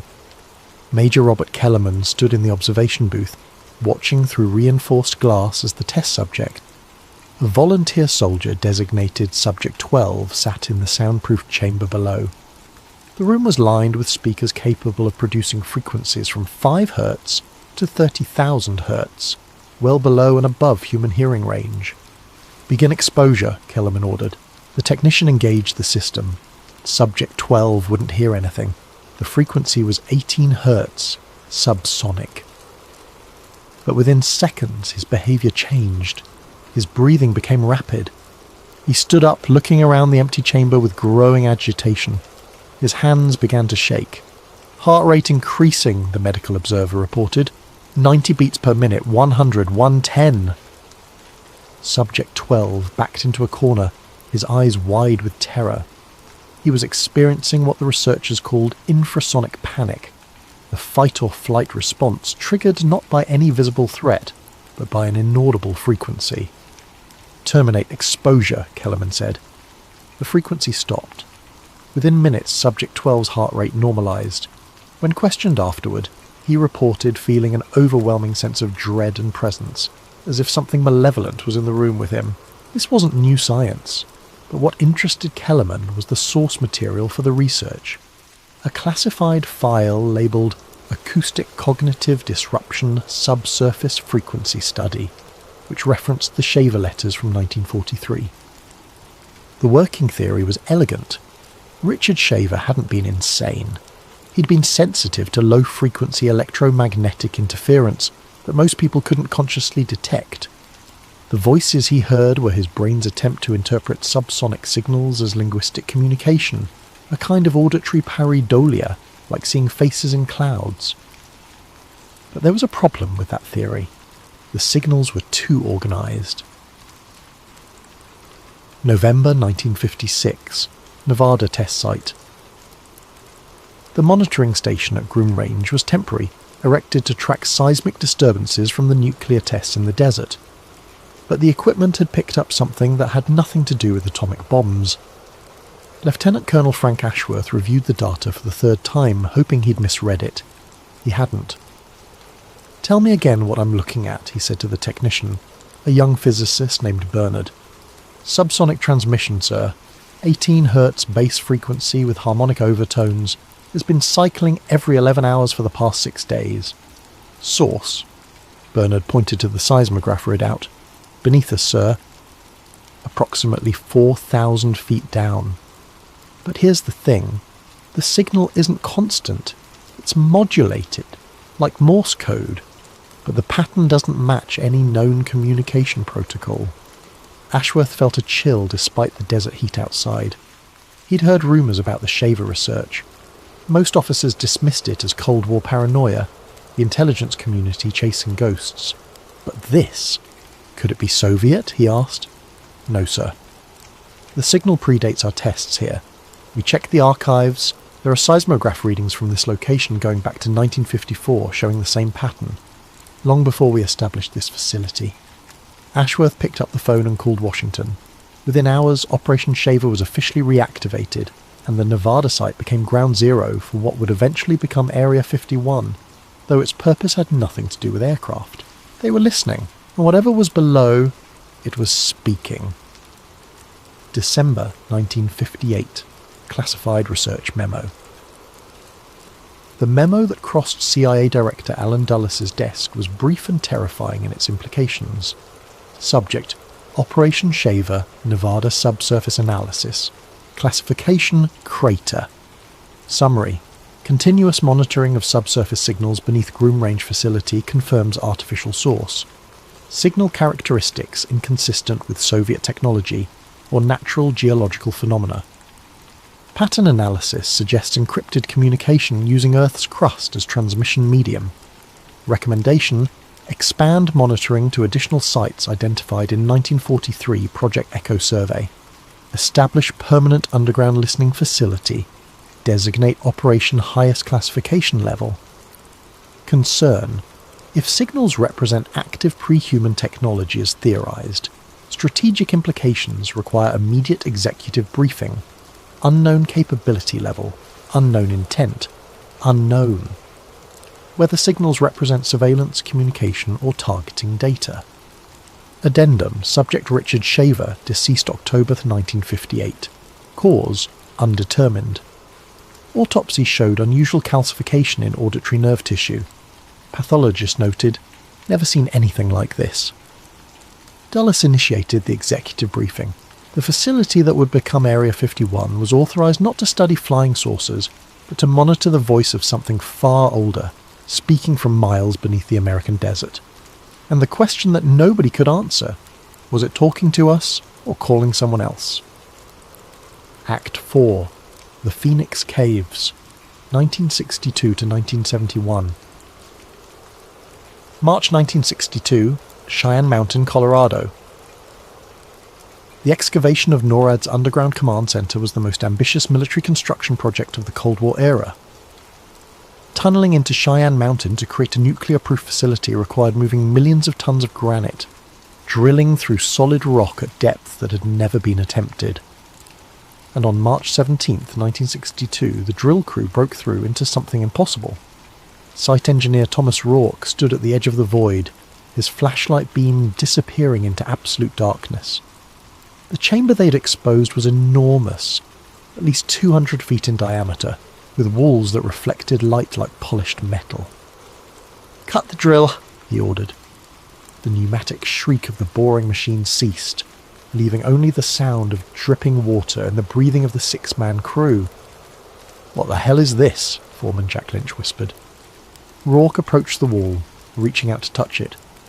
The surface was smooth, seamless, and when he tapped it with his knuckle it rang like a bell, a pure, sustained tone that seemed to resonate through the rock itself. "This isn't natural," Rourke said. "Get the lights down here. All of them."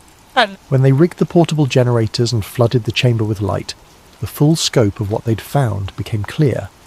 The chamber wasn't just smooth, it was geometrically perfect. A sphere, carved or formed from the living rock, with a precision that seemed impossible. And leading away from it, both up and down into the darkness, were tunnels. Not carved roughly like mines, but machined. Their walls showed tool marks, but the marks were strange. Spiralling patterns like nothing Rourke had seen in 30 years of mining.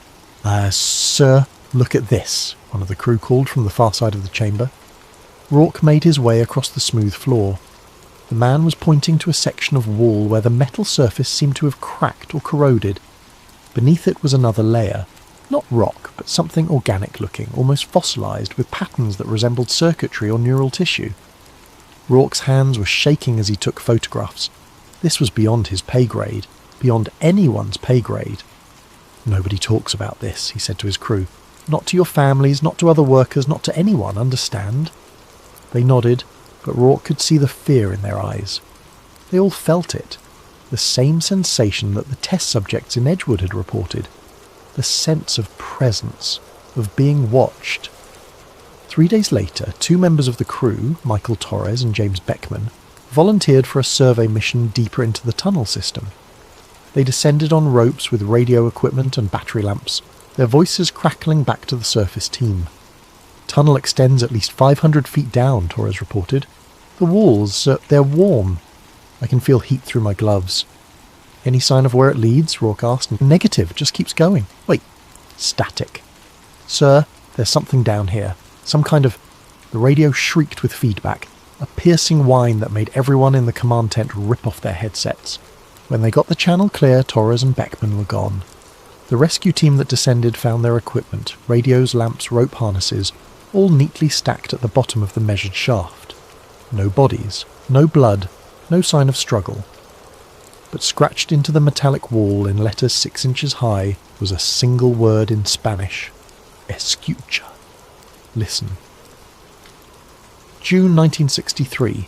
Army Corps of Engineers report. Classified. Subject: Cheyenne Mountain Anomaly, Subterranean Sector. PH3. Classification: Beyond Crater. Incident Summary. During excavation operations for NORAD facility, construction crews exposed pre-existing void system of apparent artificial origin. Subsequent exploration resulted in loss of 2 personnel under circumstances that remain unexplained. Structural analysis. Chamber walls demonstrate machined precision beyond current human capability. Material composition analysis shows layered structure inconsistent with natural geological formation. X-ray crystallography reveals organised metallic lattices suggesting manufactured origin. Geophysical assessment. Magnetic flux readings within chamber show anomalous variations, plus or minus 47 milligauss over 3-foot distances. EM spectrum analysis detects low-level radiation in ULF range, cycling at 18.07 Hz, identical to frequencies documented in Project Echo, 1943, and Operation Shaver, 1953-58. Recommendation: seal chamber and reroute excavation. Designate site as subterranean sector. PH3, Phoenix 3. Limit access to crater-cleared personnel only. Addendum. Recovered equipment from missing personnel shows unusual degradation. Radio components exhibit molecular restructuring consistent with exposure to intense electromagnetic fields. Rope fibers show protein denaturation typically seen in thermal decomposition, despite no evidence of heat exposure. Conclusion. Structure predates human civilization. Origin and purpose unknown. recommend establishment of continuous monitoring program, and interdiction of any civilian archaeological interest in region. Final note, scratched message recovered from site, escucha, submitted for linguistic analysis. Word is Spanish for listen or hear, but usage suggests imperative form, a command or warning. The report was filed, classified beyond the highest levels, and the chamber was sealed behind 8 feet of reinforced concrete. NORAD was built over it, literally constructing America's nuclear command center on top of something that couldn't be explained or controlled. And deep in the sealed darkness, every 11 hours something continued to transmit. Act 4. The Quiet Years, 1972 to 1982. July 1975, Washington District of Columbia. When CIA Director William Colby testified before the Senate Select Committee about the Phoenix program in Vietnam, nobody noticed the single blacked-out paragraph in the middle of page 47. The paragraph was labelled PH3 Incident, Continuing, and the senators who had clearance to read the unredacted version never asked about it publicly. Those who did ask privately were told it referred to a separate matter of ongoing national security concern, unrelated to the Vietnam operations. But buried in the classified annexes was a memo from 1963, referencing Project Phoenix Caves and the discoveries at Cheyenne Mountain. The connection was deliberate. Someone wanted the Phoenix program testimony to serve as a breadcrumb, a hidden thread for future investigators to follow. That someone was likely Robert Kellerman, the Air Force major who'd overseen the early MKULTRA acoustic research and had been present at the Cheyenne Mountain excavation. He'd watched the government bury the truth for decades, and as he aged into retirement, his conscience had begun to trouble him. He couldn't tell the truth directly, but he could leave clues. November the 1980, United States Geological Survey, Western Regional Office. The seismic mapping program seemed routine, a federal survey using new deep harmonic resonance technology to map fault lines and mineral deposits across the western states. Geophysicist Karen Wu led the Mount Shasta survey team, installing a network of sensors to measure subsurface density and composition. The data they collected should have been mundane. Instead, it was impossible. "Run it again," Wu told her assistant, staring at the computer readout. "There has to be a calibration error." They ran it again, same results. Every 11 hours, precisely timed, a harmonic pulse emanated from a point approximately 9 miles beneath Mount Shasta. The frequency signature was mechanical, too regular, too precise to be seismic or volcanic. The pulse lasted exactly 17 seconds, then ceased. 11 hours later, it repeated. Wu cross-referenced the data with historical seismic records. The pattern had been present, unnoticed, in survey data going back to 1954. For 26 years, something deep beneath Mount Shasta had been broadcasting a signal, and nobody had been paying attention. She wrote up her findings and submitted them to USGS headquarters. 3 weeks later, her entire project was reclassified under Department of Energy jurisdiction, citing nuclear subsurface interest. All her data was confiscated, her team was disbanded, and she was reassigned to a desk job in Maryland, mapping earthquake risk in the Atlantic seaboard, about as far from Mount Shasta as she could get, while staying in the continental United States. But Wu kept copies. She always kept copies. March 1982, Colorado Springs, Colorado. Helen Worth had been an engineer at the Cheyenne Mountain facility for 19 years, long enough to earn the trust that came with institutional memory. She'd been there during the original construction, had heard the stories about the sealed chambers, had seen the classified reports that referenced non-human structural geometry. Now, dying of cancer with perhaps 6 months to live, she decided the truth mattered more than secrecy. She smuggled out photographs. Not many, just 3, taken during the brief window in 1963 before the Phoenix chamber was sealed. The images showed the metallic sphere that had been extracted from one of the branch tunnels, a perfect black orb approximately 3 feet in diameter, with a surface that seemed to absorb light. The photographs also captured the spectroscopic analysis results, showing an alloy composition that didn't match any terrestrial material. Some of the trace isotopes resembled samples from the Allende meteorite. Others matched nothing in the reference database. Worth contacted a journalist, arranged a meeting, and prepared to testify about what the government had found beneath Cheyenne Mountain. She never made it to the meeting. On March 28, 1982, her car left the road on a clear, dry evening with perfect visibility. The crash site was examined by local police, who found no evidence of mechanical failure, no alcohol in her system, no reason for her to have lost control on a straight stretch of highway she'd driven 1,000 times. The photographs she'd stolen were never recovered. Her house was burgled the night of her death, but nothing was taken except a locked filing cabinet in her home office. The journalist who'd planned to meet her received an anonymous call the next day. A man's voice, calm and professional. Helen Worth died in a tragic accident. We know she contacted you. We know you're curious. Here's some advice. Stay curious about other things. The journalist took the advice. December 1982. Epilogue in the dark. Major Robert Kellerman, now retired, living in a modest house in Vermont, received a package in the mail. No return address. Inside was a single photograph, the black sphere from Cheyenne Mountain, sitting on a laboratory bench. Written on the back in handwriting he recognised as Helen Worth's. They're listening to us. We should be listening back. Kellerman burned the photograph in his fireplace and poured himself a drink. He was 73 years old, and he'd kept the secret for 40 years. But the secret was bigger than him, bigger than all of them. The truth was simple and terrifying. In 1943, America had detected a signal from deep underground. In 1962, they'd found the source, or one of them. And for 40 years, the government had been trying to pretend it didn't exist. But existence doesn't require acknowledgement. The signal continued, regular as clockwork, every 11 hours. The chambers remained, sealed behind concrete and classification, and somewhere beneath Mount Shasta, beneath the Nevada desert, beneath the mountains of Colorado, something ancient and inexplicable was still active, still transmitting, still waiting.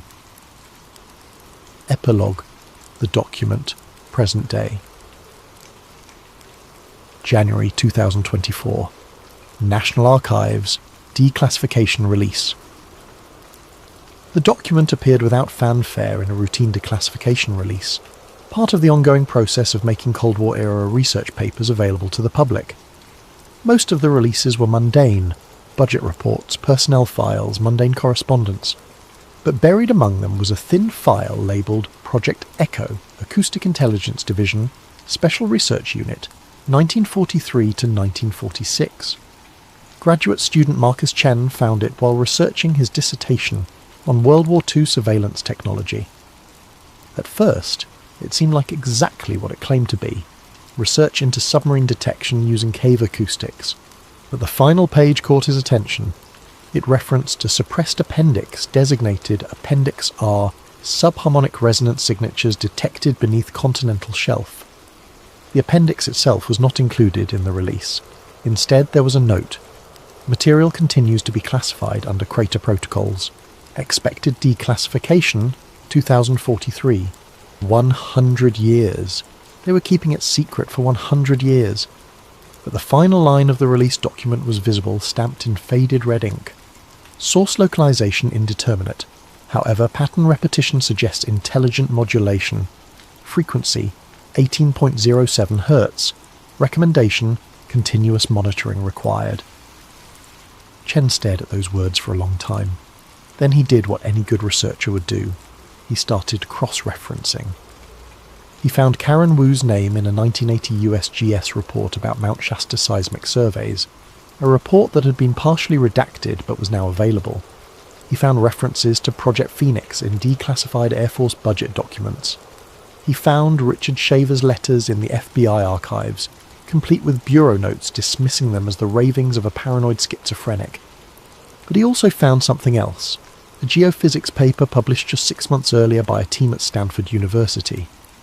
They'd been studying naturally occurring infrasound in volcanic regions and had detected something unusual beneath Mount Shasta. A harmonic pulse, 18 Hz, repeating every 11 hours. The researchers had noted it as an unexplained geophysical phenomenon possibly related to deep magma chamber resonance, but had recommended further study. Chen pulled up the raw data from their public research repository. The signal was still there, still broadcasting, still precise as a heartbeat.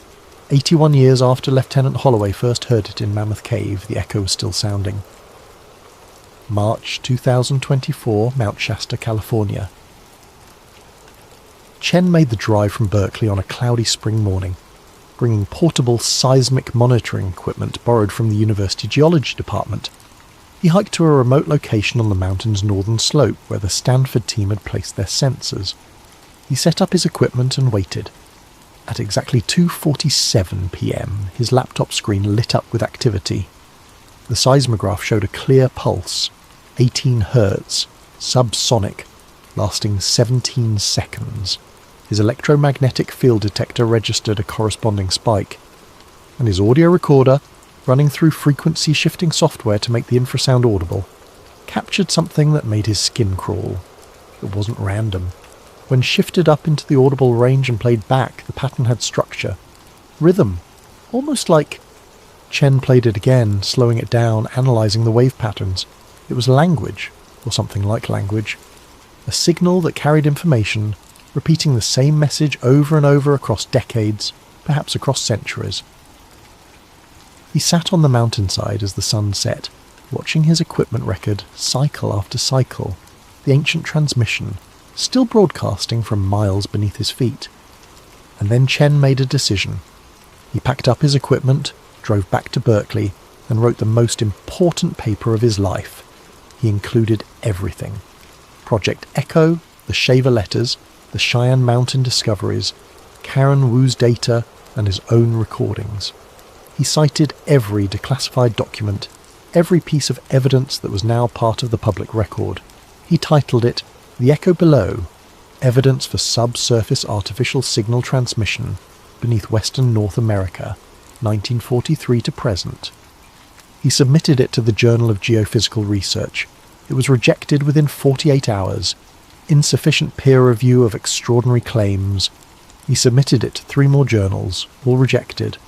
Finally, he posted it to the public preprint archive where anyone could read it for free. Within a week, it had been downloaded 50,000 times. Within a month, amateur researchers across the western United States were setting up monitoring stations. Within 6 months, the data was undeniable. The signal was real, it was artificial, and it had been broadcasting for at least 80 years. The government issued no comment, but funding for deep seismic research suddenly increased dramatically. New listening stations appeared near Mount Shasta, near the Four Corners region, near the Appalachian Mountains, all the places that Project Echo had identified in 1943. They were still listening, still trying to understand. The final truth. Here is what we know, stripped of speculation.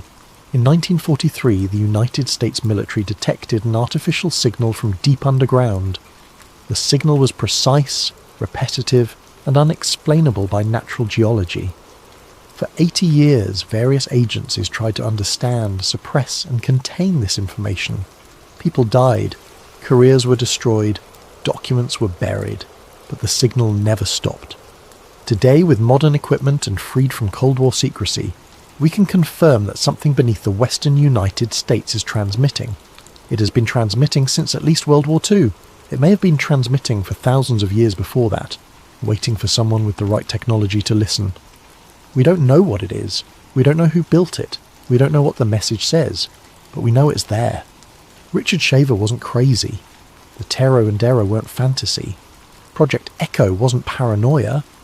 They were all pieces of a truth too large for any single conspiracy to contain. That beneath our feet in the deep places of the earth something is speaking. And now, finally, we're listening back. The question isn't whether the echo's real, and the question is, what happens when we learn what it's saying? And the even more terrifying question, what happens when it realizes we can finally hear it?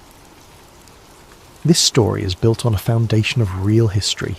Richard S. Shaver was a real person who wrote to the government and to pulp magazines about underground civilizations. Project Echo and similar acoustic research programs existed during World War II. MKULTRA really did conduct acoustic warfare research.